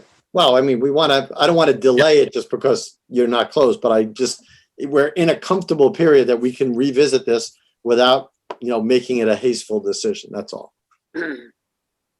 And I couldn't agree more, by the way, with Mr. Roy. I think that's a great, I think, Greg, you made a great point about what I think the next step is too. I think you guys meeting with the Parks Commission as an elected body for a park, both in location and size. I mean, obviously the select board is going to be involved, but as an elected board, as an elected commission, I think that, and now as a 5-member board that's fully seated now, I think that the next step should be with them to work out some of the details. I mean, I'm not saying you're going to have one meeting and everybody's going to come and you're going to have a location, you're going to have a design, you're going to have everything ready to go.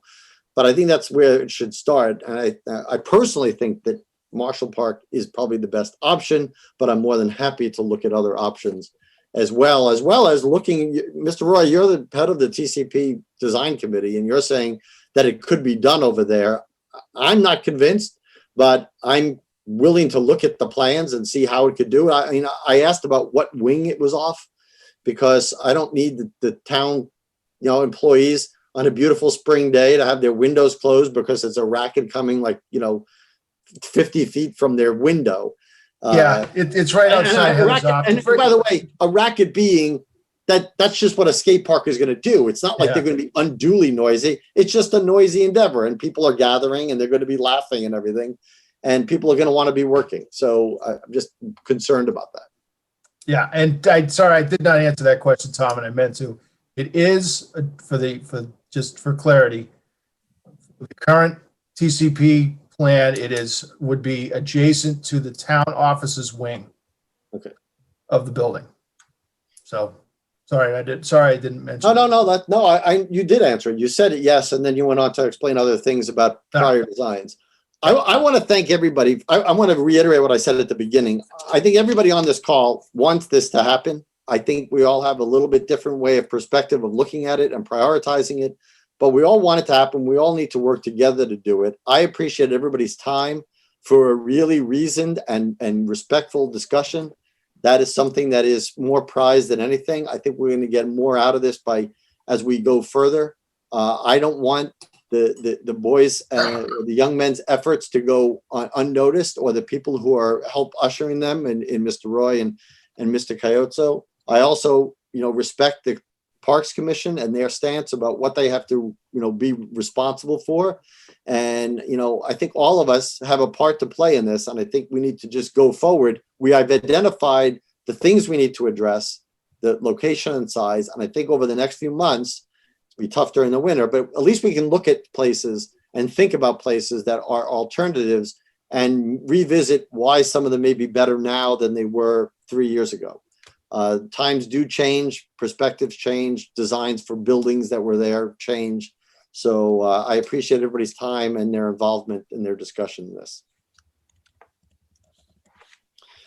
Likewise, thank you. Thank you for the recognition. Thanks, everybody. We appreciate We you really guys' appreciate help. Yes, thank you. Absolutely. Are you done with us, Tom? I am. Would you like to Could I get a adjourn your motion? meeting? Motion to adjourn. Motion to adjourn. All right, we got Chris with Susanna seconding. A quick roll call on that. Dave Passios? Dave is motioning aye. Chris Sullivan? Aye. Susanna Jewell? Aye. An aye for myself. We are all set at 8:47. Thanks, everyone. Thank you. Thank Good you, night. Karen. Bye, guys.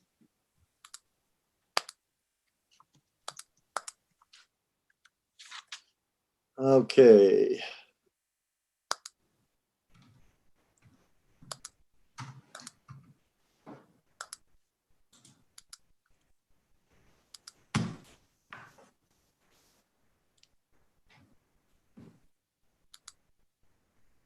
Okay, do we have everybody unmuted here? I just had to mute everybody and then unmuted everybody. Okay, good. Okay, onward. Interviews, appointments, reappointments, resignations. We have a resignation from the Senior Citizen Property Tax Work-Off Committee. Certainly the committee with the longest title in all of Lunenburg. It is. So Sue Doherty has resigned from this committee effective, well, will be effective December 31st of this year, the last day of the year.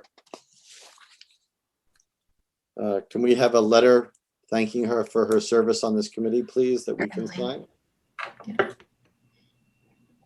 Did she give a reason for her resignation, if I may ask? Basically, job responsibilities, doesn't have time for commitment on this committee as well. Fair enough. Okay, current business. We have a discussion on the request to lowering licensing fees due to COVID-19 operating hour restrictions. So this came in from a couple of liquor license holders, I believe. I think it was only liquor licenses, or was it all licensing? No, 3 different businesses, liquor license businesses. Okay, and do you happen to know off the top of your head, Madam Town Manager, what those licensing fees are? Between $700 and $1,400, based on what type of liquor license they have. Okay, so this came up, I'm gonna open it up to the board for discussion about how anybody feels about this request. I mean, remembering that the restrictions of their operating hours did not come from us, it came from the state. I know they would say, well, we understand that, but we feel we should get some relief, and I don't particularly know how how the board wants to discuss this. So I will start with you, Ms. Adams. Okay. I think, if this request came from, certain groups, obviously I would only support something that we offered to everybody. So we'd have to look at the impact of whatever it is that discount that came up with would be offered to everybody. I advocated to save that $140,000 that we gave to the bus company that we didn't have to. So it goes in line with what is our responsibility in these times. Small businesses like restaurants are being put through restraints and things that of which I've never seen. I would fully support looking into, or having the town manager look into, a possibility of a plan to give some sort of relief from the town. In terms of long-term economic development, I mean, lots of places are closing their doors. I'd far rather try to lend a hand now so that places can be here in the future than to stand behind this and lose a business anyways. I mean, I keep seeing on Facebook, this is closed, that is closed, and signs coming off of buildings. And we haven't even really swung into what's probably going to be the recession of all of this. So if there's a way we can show a little bit of support, I would support that. Mr. Marino, any thoughts? Of all the gin mills, who's asking them? The bars and restaurants or the package stores? Because that's 2 different animals. I think people who have restaurants with liquor licenses, I believe. Because I don't think liquor stores have been closed in this. So. No, liquor stores are doing a lot better than restaurants and bars. Magic. I'd be in favor of helping out the restaurants and so forth. Liquor stores, they're doing very well from what I understand. Mr. Dwyer. I'm not necessarily in favor of modifying or giving charging a reduced fee for their liquor license. if it was a larger amount, possibly, but it's still it's not a tremendous amount for them to pay, in my opinion. I don't see that it's going to have a buoying effect if, we reduce these fees, even if we reduced them to zero, that it's going to, be the thing that keeps a struggling business afloat. I personally, that's the way I viewed it. It's like, I don't think we're going to save anybody's business by, even if we reduce, first of all, I don't think we would reduce it to zero, but I mean, even if we reduced it by 50%, it's not going to, for number one, it's not going to save, or it's not going to make or break the existence of the business. Number one. Number two is that with liquor licenses come the checks that the police do as the enforcement agents, that takes time and that takes money to make patrols in those areas. So I think that, there is a cost to doing that. It's not like just some windfall that the town gets for these places. There actually is some associated costs for us to do the business. And I don't think they're unreasonable.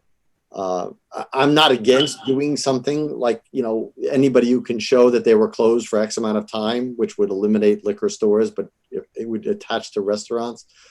But then we would look at common vic licenses, would say the same thing. And then all of a sudden we're into, doing a whole spreadsheet about where we're giving discounts. And I just think that gets to be a more arduous task than not. And so I'm leaning on the fact of what you said, Mr. Dwyer, that, I think that the fees are what the fees are. Madam Town Manager. I think Selectman Adams had her hand raised before I put mine up. Oh, so you didn't raise your hand to tell me that Selectman Adams had her hand raised? Go. It's okay. I was just, without having more details of the specifics, some places close down. Some places have to close down for a couple weeks if their staff tests positive. There are just, some people might be holding it together with I guess, and you can't really do case by case. I like things to be consistent, but I have a really hard time with the fact that we gave $140,000 to bus companies that I feel like we're in a robust situation because we need bus companies. And I was thinking, no, the bus company will be fine. They admitted to getting state help, et cetera. But we went ahead and gave $140,000 of town money to a situation of which we didn't. Now this is nickel and diming. If somebody's looking for a few $100s of help and we say no, it's so inconsistent to the fact we helped the bus company with the same group of people. And I can't stand inconsistency because then I can't make sense of what it is. If this group wanted to help a bus company, why wouldn't we want to help a local restaurant? I can't make sense of that. Madam Town Manager. Thank you. Just for informational purposes, we have looked at fees before as far as our fees compared to other communities. At the last time the board reviewed those fees, they decided not to increase them, even though we are below many other communities with our fee levels. So I would say maybe take that into consideration, that maintaining the existing fees, keeping it at that level also helps businesses. But I also reached out to Montechusett Regional Planning Commission because there are business relief funds out there. So I'm working with them and trying to help coordinate that discussion between MRPC and any businesses that need help. So they can't do a pass-through for governmental expenses, but they could help offset that with business-related expenses. So hopefully, that would be of assistance for anyone who needs that extra financial assistance during this time. Thank you. That was going to be my next question. If you received that email today, that looks pretty inviting. Say it again. MRPC sent an email today regarding the subject that I just alluded to, and it looks like it could be helpful to local businesses. So we should pursue that, and I'm sure you will. Well, say, let's for the point of discussion, let's talk about that we do it. We'd have to systemically look at all our fees, because I mean, so the places that were forced to close or anything, or have reduced internal or external serving, that there's multiple licenses. So, I mean, I guess one thing to do is you could say you could waive all the licenses for a year. I mean, then we wouldn't have to have any discussion. We can waive all the fees for a year. I don't know how much money we get into that. How much do we get in from fees? We receive about 35,000. Far less than the 140 we gave away. We did. Okay, so this is the third time you say we didn't give it away. We voted on it. We had a discussion, and it's a completely different set of principles. And if you can't understand that, I'm sorry. But I understand. Yeah. I would just add that, these fees, these are what are calculated into our local receipts figure that we base our budget on. The 140,000 that came from the school, that was encumbered funds from the previous year's budget. So it had no It was a effect. totally separate situation anyway. Mr. Chairman, Mr. Marino, may I make a suggestion? you may. I hope you do. Why don't we just defer this whole conversation until maybe the town manager has a chance to look at the benefit of whatever that is that MRPC was proposing today. Because I haven't really had a chance to look at it either. But, Well, we can do. Excuse me. We can do that, but the problem is that the licenses are due by the end of this year, so we have to unfortunately make a decision rather quickly, because we have to get these licenses renewed by December 31st. Mr. Chairman, and the town has already received a lot of the payments for these licenses. They were all supposed to be in beginning of December. I just think it's a better idea at this point. I know what you're saying, Mr. Chairman. But if that whole program looks pretty solid to me. It looks like the businesses might benefit by it. And as town manager says, if it offsets the cost of the licenses, maybe we don't have to do anything here. And everybody makes out. That's all I'm suggesting. Okay. Ms. Adams? Sure. I just wanted to say I understand the nuances of the difference, but there's also a comparison in what I'm saying is that we're discussing COVID-related problems and changes within the community. And we're discussing small business, and we're discussing the municipality helping small business. And I was very outspoken against playing charity at the time, in which case the town could have kept $140,000. We were not legally obligated to give it to the bus company. And then when you look at if we were able to come up with a plan, and I wish we had stumbled across this sooner, because if we've already taken in money, this becomes an impossible situation. But if we look at the total cost of these licenses, it's $30,000. We willingly help the small business by giving away far more than that. And I know the money is from the school budget or here or there, but if you look at it as just municipal money, which ultimately it is, it's shocking to me that this group voted to help small business in excess of $140,000. And then we're getting a small request here to try to lend a hand or be a little bit compassionate towards other smaller small businesses. And we're not engaging. I don't like inconsistency. It seems very inconsistent to me because there's such huge similarities. And yet this one is less expensive and even likely smaller businesses than the two that we helped. So what would you propose?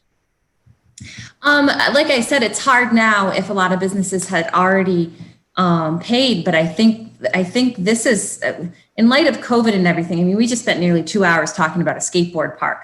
This is the stuff we need to be talking about because people are losing their businesses, they're losing their paychecks, and that's going to ripple all over the place. And if, as a town, we can brainstorm, and maybe we wouldn't have thought of this until it was asked, but perhaps on a case-by-case basis, we can come up with some sort of way where people can file for some sort of refund or assistance. I don't know if that's appropriate, but I know that places are closed or unopened, their hours are restricted, and if there's something we can think of or put this on as a future agenda item, I think, the ship has sailed for this year. People already have paid their licenses, but, finding out the people who are asking for help, what their needs are, if there's a way we can help, and then looking at their needs and then offering it in a way that everybody could apply for it.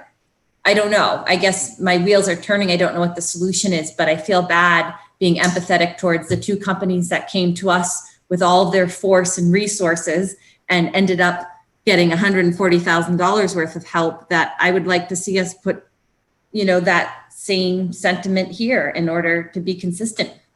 And like I said, the irony is that I didn't support giving that money, but I also feel like I like consistency, and I don't like to see that we help one group and not another. And that's the can of worms I thought we opened the night we voted to give the money to the bus companies. Madam Town Manager.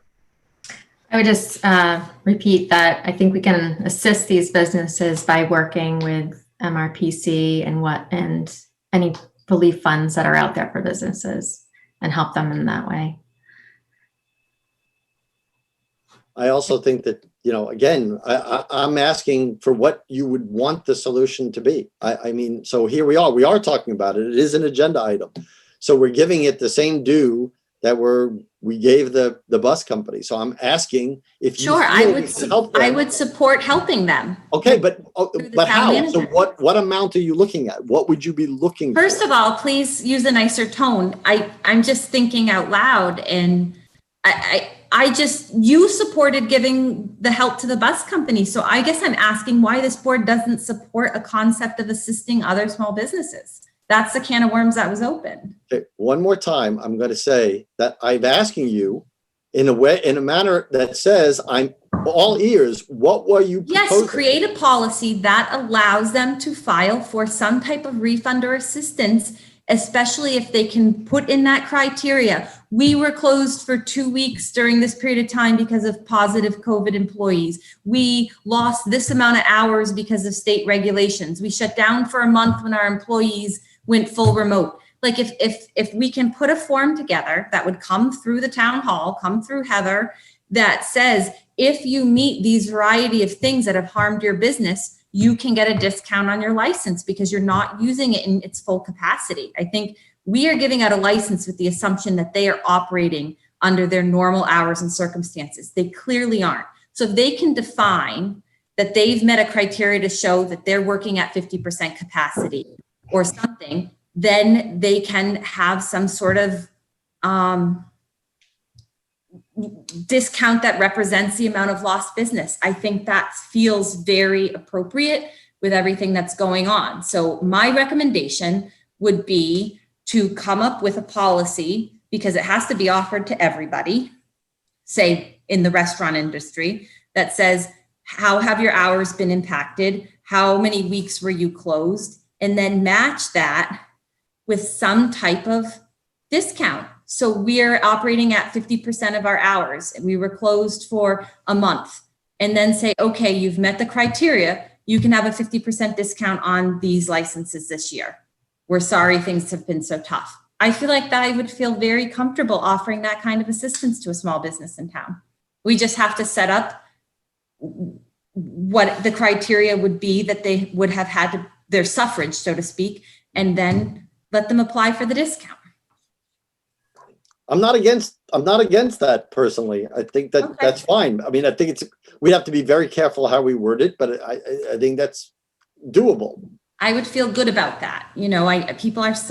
Businesses are suffering, and as they close up what little ones we have, how do you replace that? How do you fix that? And so if this is even just a gesture to show that we care, I think it's appropriate. And so I guess I don't have the specifics on what the criteria would be, but I say you set the criteria. Maybe we take a look at it at our next meeting, and so we can think it through, look for unintended consequences, and then vote in some sort of assistance plan. Mr. Dwyer. I think what Miss Adams outlined is unnecessarily complex for the business owners. I would support, I would think something simpler, such as a straight 50% reduction of the fees or something of that nature that can be applied across the board might be easier to implement, particularly to the business owners who are already struggling enough and will, under Ms. Adams' proposal, would have to come back with, reams of paperwork to, get their discount, which by the time they pull it all together, the benefit might be lost. And I tend to agree with that. I think that doing something blanket so that they don't have to apply to it and it just applies to them would be better. The one thing I would ask is, what licenses of the ones we go? So these are some of the ideas I had if we're going to do this. First of all, it wouldn't apply to any license less than $100. So first of all, and if you have a amusement license and anything, we're not going to touch those. And I'm using that as a cutoff because I think there's something that gets to $100. But anything over that, the real question is, what licenses above that, beside liquor licenses at restaurants, were affected by being closed?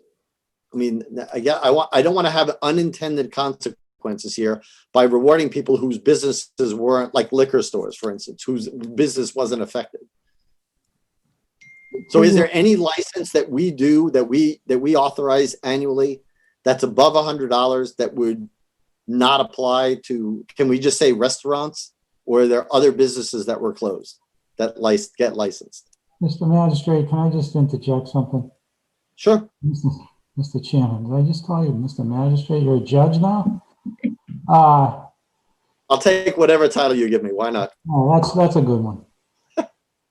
Listen, what the town manager is suggesting, the application for local rapid recovery can do all of that. It's already set up. Local rapid recovery for businesses. Through MRPC, we can do the same thing. That's what she's suggesting. And I agree with it, because we are doing them a favor by applying for them to get this recovery, to get this money, to help them. That's what we're doing. So I think we're just essentially shoveling sand against a tide here with this conversation. So filing, Matt, go ahead, Mr. Marino. Sorry. No, okay, I'm sorry. I'm done. Madam Town Manager, are you suggesting that we're applying for these people to them? When you say assisting, what does that mean to you? I mean, working with MRPC to put them in touch with the business that needs the relief. Okay, does that mean filing or doing anything? I mean, what is, I guess, assisting with MRPC is something that's very nebulous to me. I think they would work directly after that point with MRPC for what needs to be done. I don't know what paperwork there is, if that's what you're asking, but I've already got confirmation that there is funding out there that they could help them with. Yeah, I know. I'm sure there is. I'm sure there's lots of funding, and there's probably likely, well, depending on how crazy it is in Washington, presumably going to be other funding available too. I have not asked your opinion on this with what we're discussing. Do you have an opinion about this? I do, although, I mean, that's why I sought out that resource through MRPC to help the businesses. I don't think the town can afford to give this relief when we've calculated these fees into our budget for this year's budget. That would be an unintended consequence of providing that relief. Administratively, like Selectman Adams said, we've already begun to receive payment from license holders. So administratively, that's going to cause a lot of additional work for the executive secretary to do. And our collectors department, because that would be issuing refunds that would have to go through the warrant. So there's that administrative piece as well. So Okay. I think I will do everything I can to help them and put them in touch with all the resources that they would need to get financial assistance. Ms. Adams? Sure. When I was speaking out against giving the bus companies money, I'm very confused.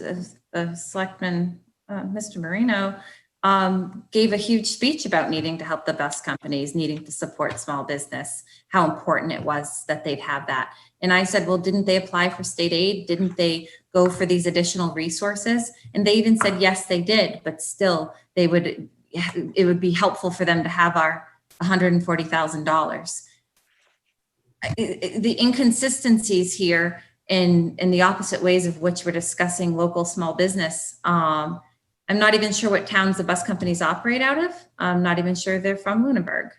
And yet here are companies right from our own town operating here, paying taxes to us.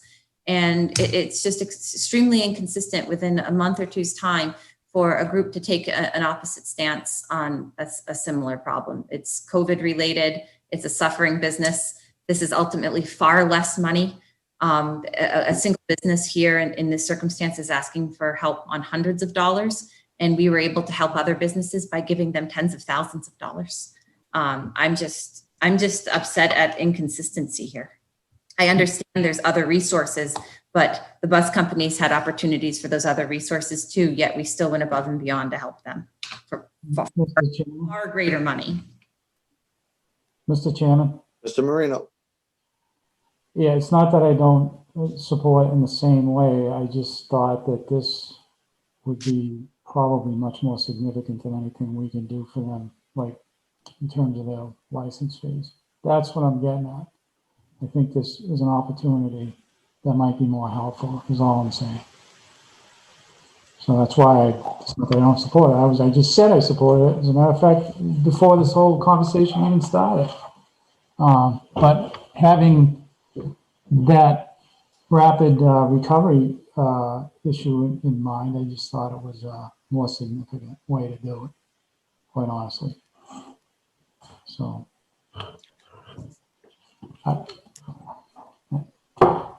So how we want to leave this, because again, I can certainly appreciate the fact that this is going to cause, because we have people paying already, and then refunds of any kind are going to be, even if we did a blanket thing and people didn't have to apply, we would still have to process them and return them, which is going to cost a whole boatload of work for people to do this, and then assess what has to be done. I mean, it seems like that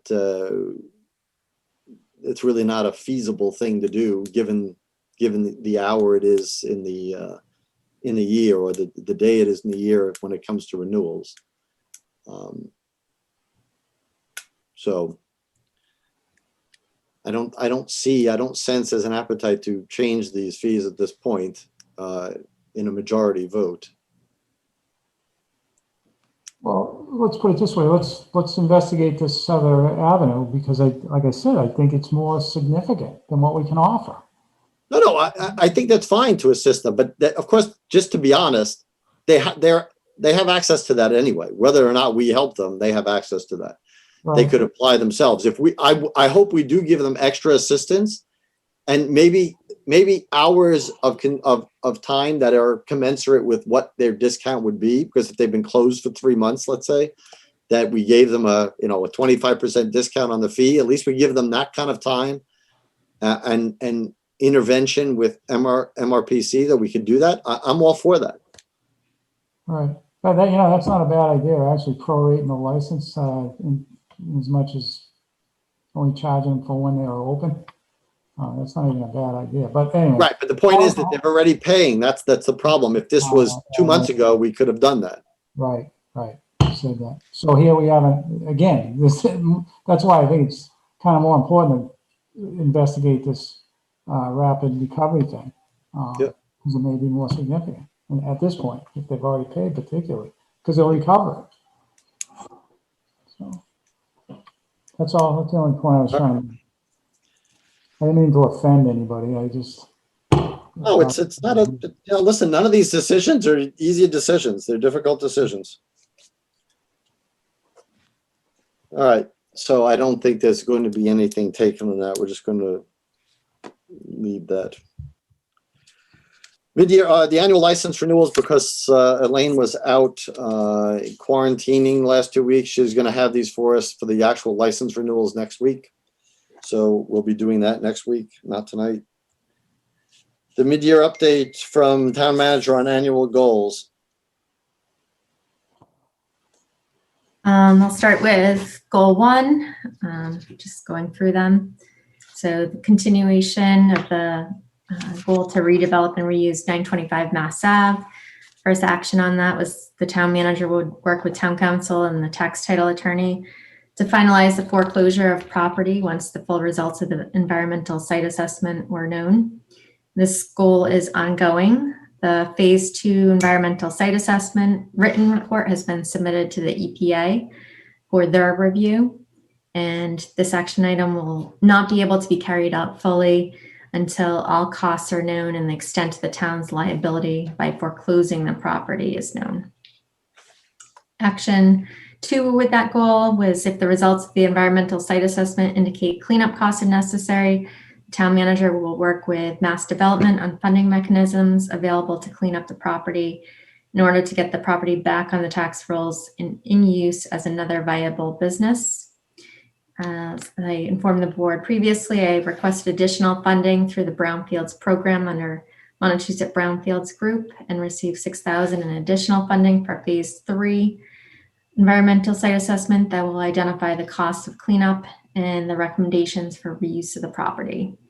I also applied for $250,000 in funding through Mass Development Brownfields Redevelopment Fund, that if we are awarded those funds, it will assist with the cleanup costs and redevelopment plans for the property. I'm waiting to hear about that. Action 3, the town manager will work with relevant staff, town committees, and boards to explore whether auctioning the property or putting out a request for proposals for reuse of the property will address the future reuse of the property. This action item is ongoing and will commence after completing action items 1 and 2 for this goal. Any questions on that? Okay.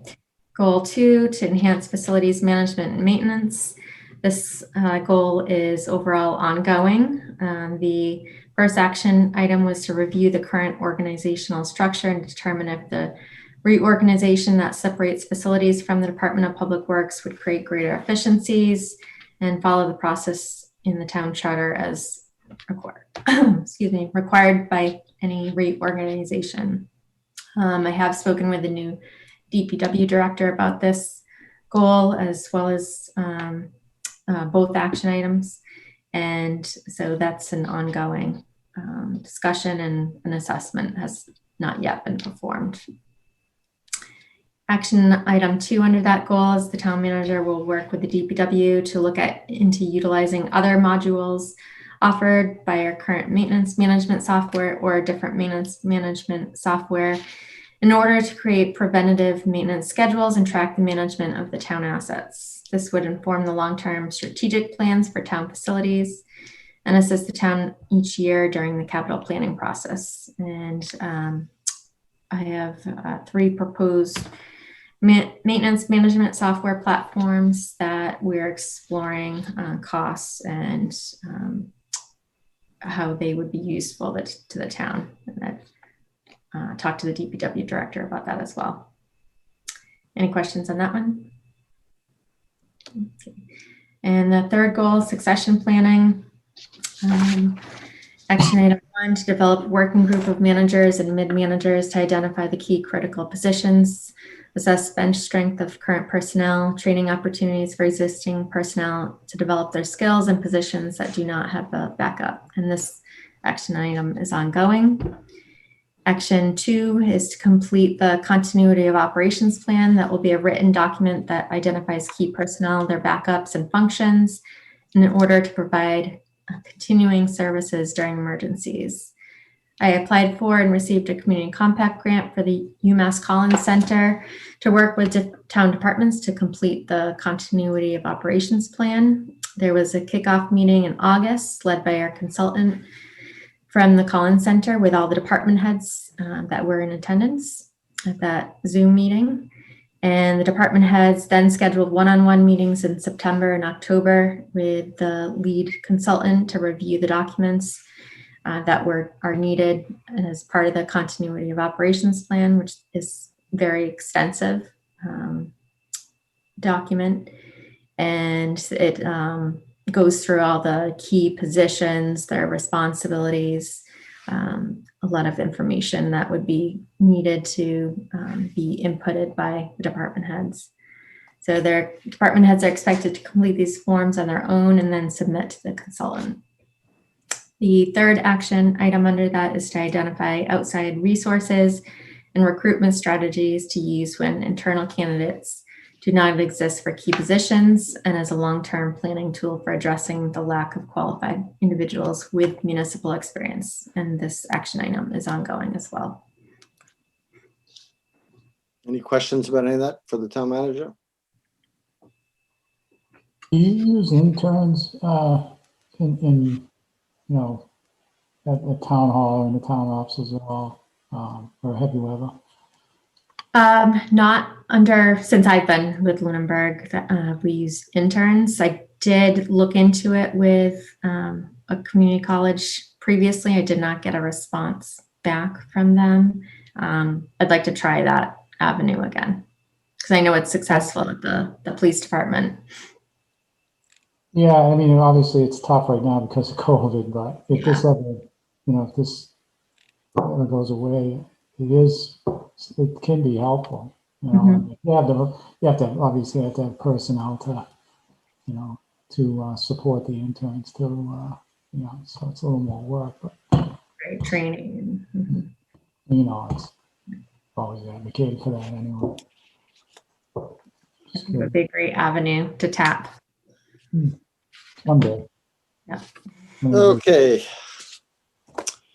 Item number 4, minutes of October 20th, 2020. So unless anybody objects or has any revisions that weren't already made, I would entertain a motion regarding the minutes of October 20th, 2020.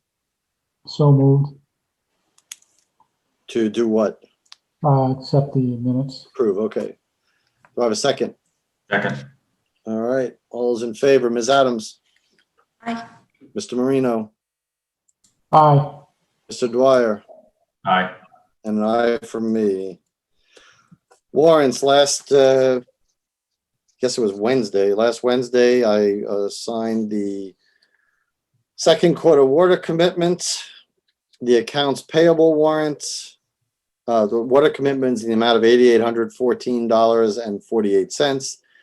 Accounts payable in the amount of $1,034,984.19.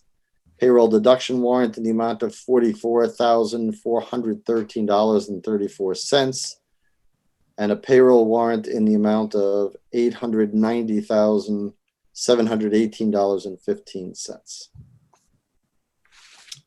I also signed the TIF agreement. I think Michael Ray had already signed it as well. Has everybody gotten up to sign it? I did. Okay, good. Actually, Todd was waiting outside the door and I wasn't afraid to see you. It was just like such a surprise to see a human being. So they're out walking in the wild, I swear. We all go to town hall, even though we can't go to town hall. Bit of irony there. Action items. So I have one action item is that I've talked to the town manager. We are looking to set up a meeting about the primary school and our workshop that we did that Saturday and have that meeting with the APDC and the Historical Commission. We are looking to schedule that in the beginning of the year, January 12th. That should give everybody 5 weeks to plan to be there. We're going to send out a feeler invitation to all of those to make sure they can all make it. And we'll have a big sit down, well, maybe a virtual sit down, and discuss this item that I think we really need to have addressed well in front of annual town meeting. So everything we discussed on that Saturday at the site, we will discuss with them, with those two committees. Obviously, it's an open meeting, but we're going to invite APDC as the most important, and Historical Commission because of their role in demo delay, although I think it gets superseded by the APDC in the Village Center District. So we'll invite them and we'll have a big frank discussion about that. Anybody else have any action items? No, I was just going to ask information that ended up coming up in public comment to get more clarity for sure on the role that we play in hunting permission. Yeah, I said I'll forward the town council's opinion to everybody on the board. Yep. Committee reports. Any committee reports? The Capital Planning Committee met last Tuesday, and we heard from both public safety entities, the fire department and the police department, on their requests. They were actually well within the scope of what we expected. And it was a short but sweet discussion, very reasonable in what their demands were. We went over their 5-year forecast as well, going down, as well as their current requests for FY22. Old business, select board committee appointment to Mart. This is the point where you nominate the person who's not at the meeting, right? So, does anybody want to be? I cannot possibly do another thing, by the way. So, can anybody want to be the appointment to Mart from the board? Madam Town Manager, you want to be raising my hand to nominate myself, but Mr. Jeffries actually asked this to be put on the agenda because he's willing to be the appointment. So you would be nominating someone who's not here. Oh, so he did the right thing. I was about to do the right thing for the wrong reason. I love it. I move that we nominate Michael Ray Jeffries, Mart. Yes, given his proxy by the town manager. Yeah. All right, all those in favor, quick, before he changes his mind in a text. Mr. Marino. Aye. Oh, wait, we need a second. We had a second. Todd seconded it. Oh, good. Okay. I want it to be official. Yeah. Mr. Dwyer. Aye. Ms. Adams. Aye. And aye from me. And thank you to Michael. Thanks to you, Michael. Yes. Town manager report and the COVID-19 update. It just wouldn't be a meeting without those two. I will start with town manager report. So announcement on vacancies. There's a vacancy on the Architectural Preservation District Commission, 1 vacancy on the Cultural Council, 1 vacancy on the Finance Committee, 1 vacancy on the Historical Commission, 1 vacancy on the TCP Building Design Committee, and 1 associate vacancy on the Zoning Board of Appeals. Anyone interested can find the application forms on the town website and complete those and send them back to the select board's office. And I believe we did get an application for the finance committee this week. So, Maya risk management grant. Chief Gamble had submitted a risk management grant through our insurance company, Maya, and was notified of an award of approximately $8,000 towards an upgrade to the software that the police department uses to store and maintain recordings, and additional cameras for the evidence room and evidence entry. He was also notified on Monday, November 23rd, that his application for funding for body-worn cameras was approved in the amount of $36,404.50. The chief has already worked with the union to implement a policy regarding the use of body-worn cameras and will review the policy if any changes are needed once the cameras are implemented. Notified of a 3rd grant for the Click It or Ticket program, and that amount is $9,800 for that. The new chief has been a busy bee. Yeah. So congratulations to the chief and the police department for those grants. The town received a gift donation of $10,000 from Mr. Richard and Mary Ellen Latart to be used to purchase remote learning devices for Lunenburg students. The school was informed and will be using this donation towards purchasing new Chromebooks. And we just want to reiterate that we're very gracious to the Latarts for their generous donation. Yes, and to Rich and Marianne, thank you so much for that donation. It really means a lot to the town, and I truly appreciate it. Thank you. An update on the local incentives tax increment financing agreement with Bright Farms.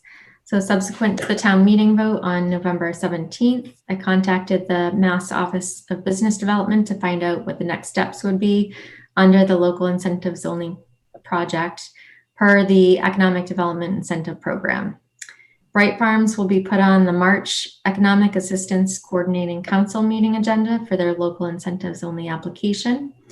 And thus far, I have provided them with the necessary documents they will need to accompany the application, including a certified copy of the town meeting vote and a completed valuation worksheet that they provided with the 8-year tax exemption amounts, displaying the maximum allowed exemption of $996,600. Once the TIF agreement is fully signed off by Mass Greenhouse LLC, this will also be forwarded to the state. In corresponding with Sean O'Neill of Bright Farms, he relayed that they're finalizing the purchase of the site and the closing is expected to be in January. Council on Aging update. The Council on Aging Director did an outreach effort with informational postcards about services at the Eagle House titled, "You Don't Have to Go It Alone."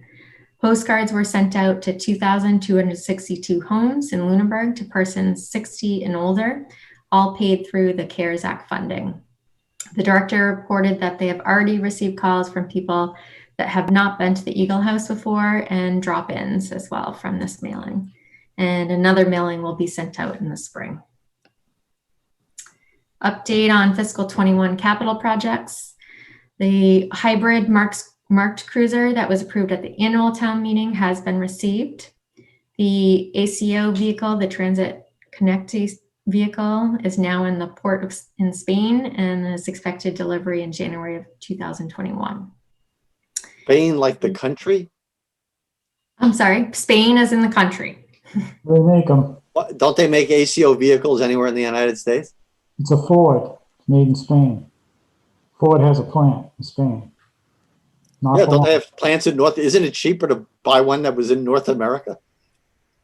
Not Okay, really. sorry. I think it's really odd that no, we're yeah. getting an ACO vehicle that was made in Spain. No, next year they're closing that plant, I heard. It's coming back Okay. to America. Sorry. I'm sorry.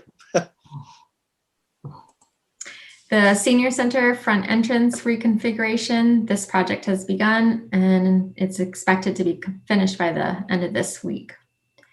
The public safety carport extension, the DPW director, police chief, fire chief, facilities director, and I met with the architect today to review design details that would be relevant to the specifications. And specifications, drawings, and bid materials should be ready to be put out to bid around February with a spring construction start. Agricultural preservation restriction for Lonnie Orchards. Mass Department of Agricultural Resources notified the town in June of 2016 of their proposal to purchase an agricultural preservation restriction for the farmland located at Lonnie Orchards, and as part of that purchase, the town puts forth a 10% local match. The Agricultural Preservation Restriction Program is a voluntary program intended to offer a non-development alternative to farmers and owners of agricultural land who are faced with a decision regarding future use of their farms. The program offers to pay the farm owners the difference between the fair market value and agricultural value of their farmland in exchange for a permanent deed restriction which precludes any use of the property that will have a negative impact on its agricultural viability. The town approved appropriating $58,000 as the 10% match towards the purchase at the August 22nd, 2016 special town meeting. This process is just now being finalized by the Department of Agricultural Resources, with the proposed closing on the property within the next couple of weeks. The Agricultural Preservation Restriction document is the final document that needs to be signed off by the board. And so if the board can stop by the office within the next week to sign this document. Appreciate that. So we can get that Great to them news. for their closing. Excellent news. Yes.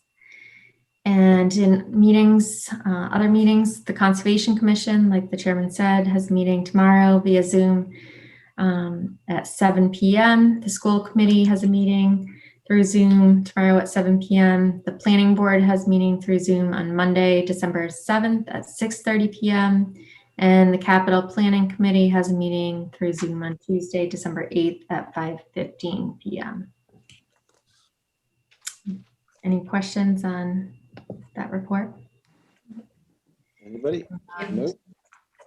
I'm just Cool. writing down a post-it for myself to remember this Concom meeting tomorrow. 7 p.m. Zoom. Okay. Okay. COVID On report. COVID-19 update? Yes. Okay. The Board of Health issued their weekly update, and the cumulative positive cases reported in town is 205 as of November 25th and 1 death. The state report shows 195 as of November 25th.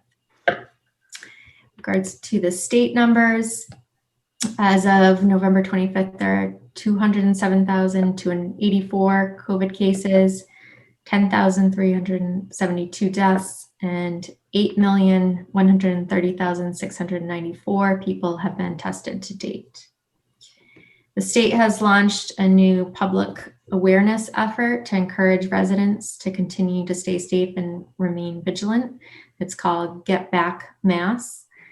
And this is a campaign to make sure everyone's taking all the steps necessary, such as wearing a mask, good hygiene, keeping safe distance, and getting tested to protect themselves and those they come in contact with. And so this is both a digital campaign, as well as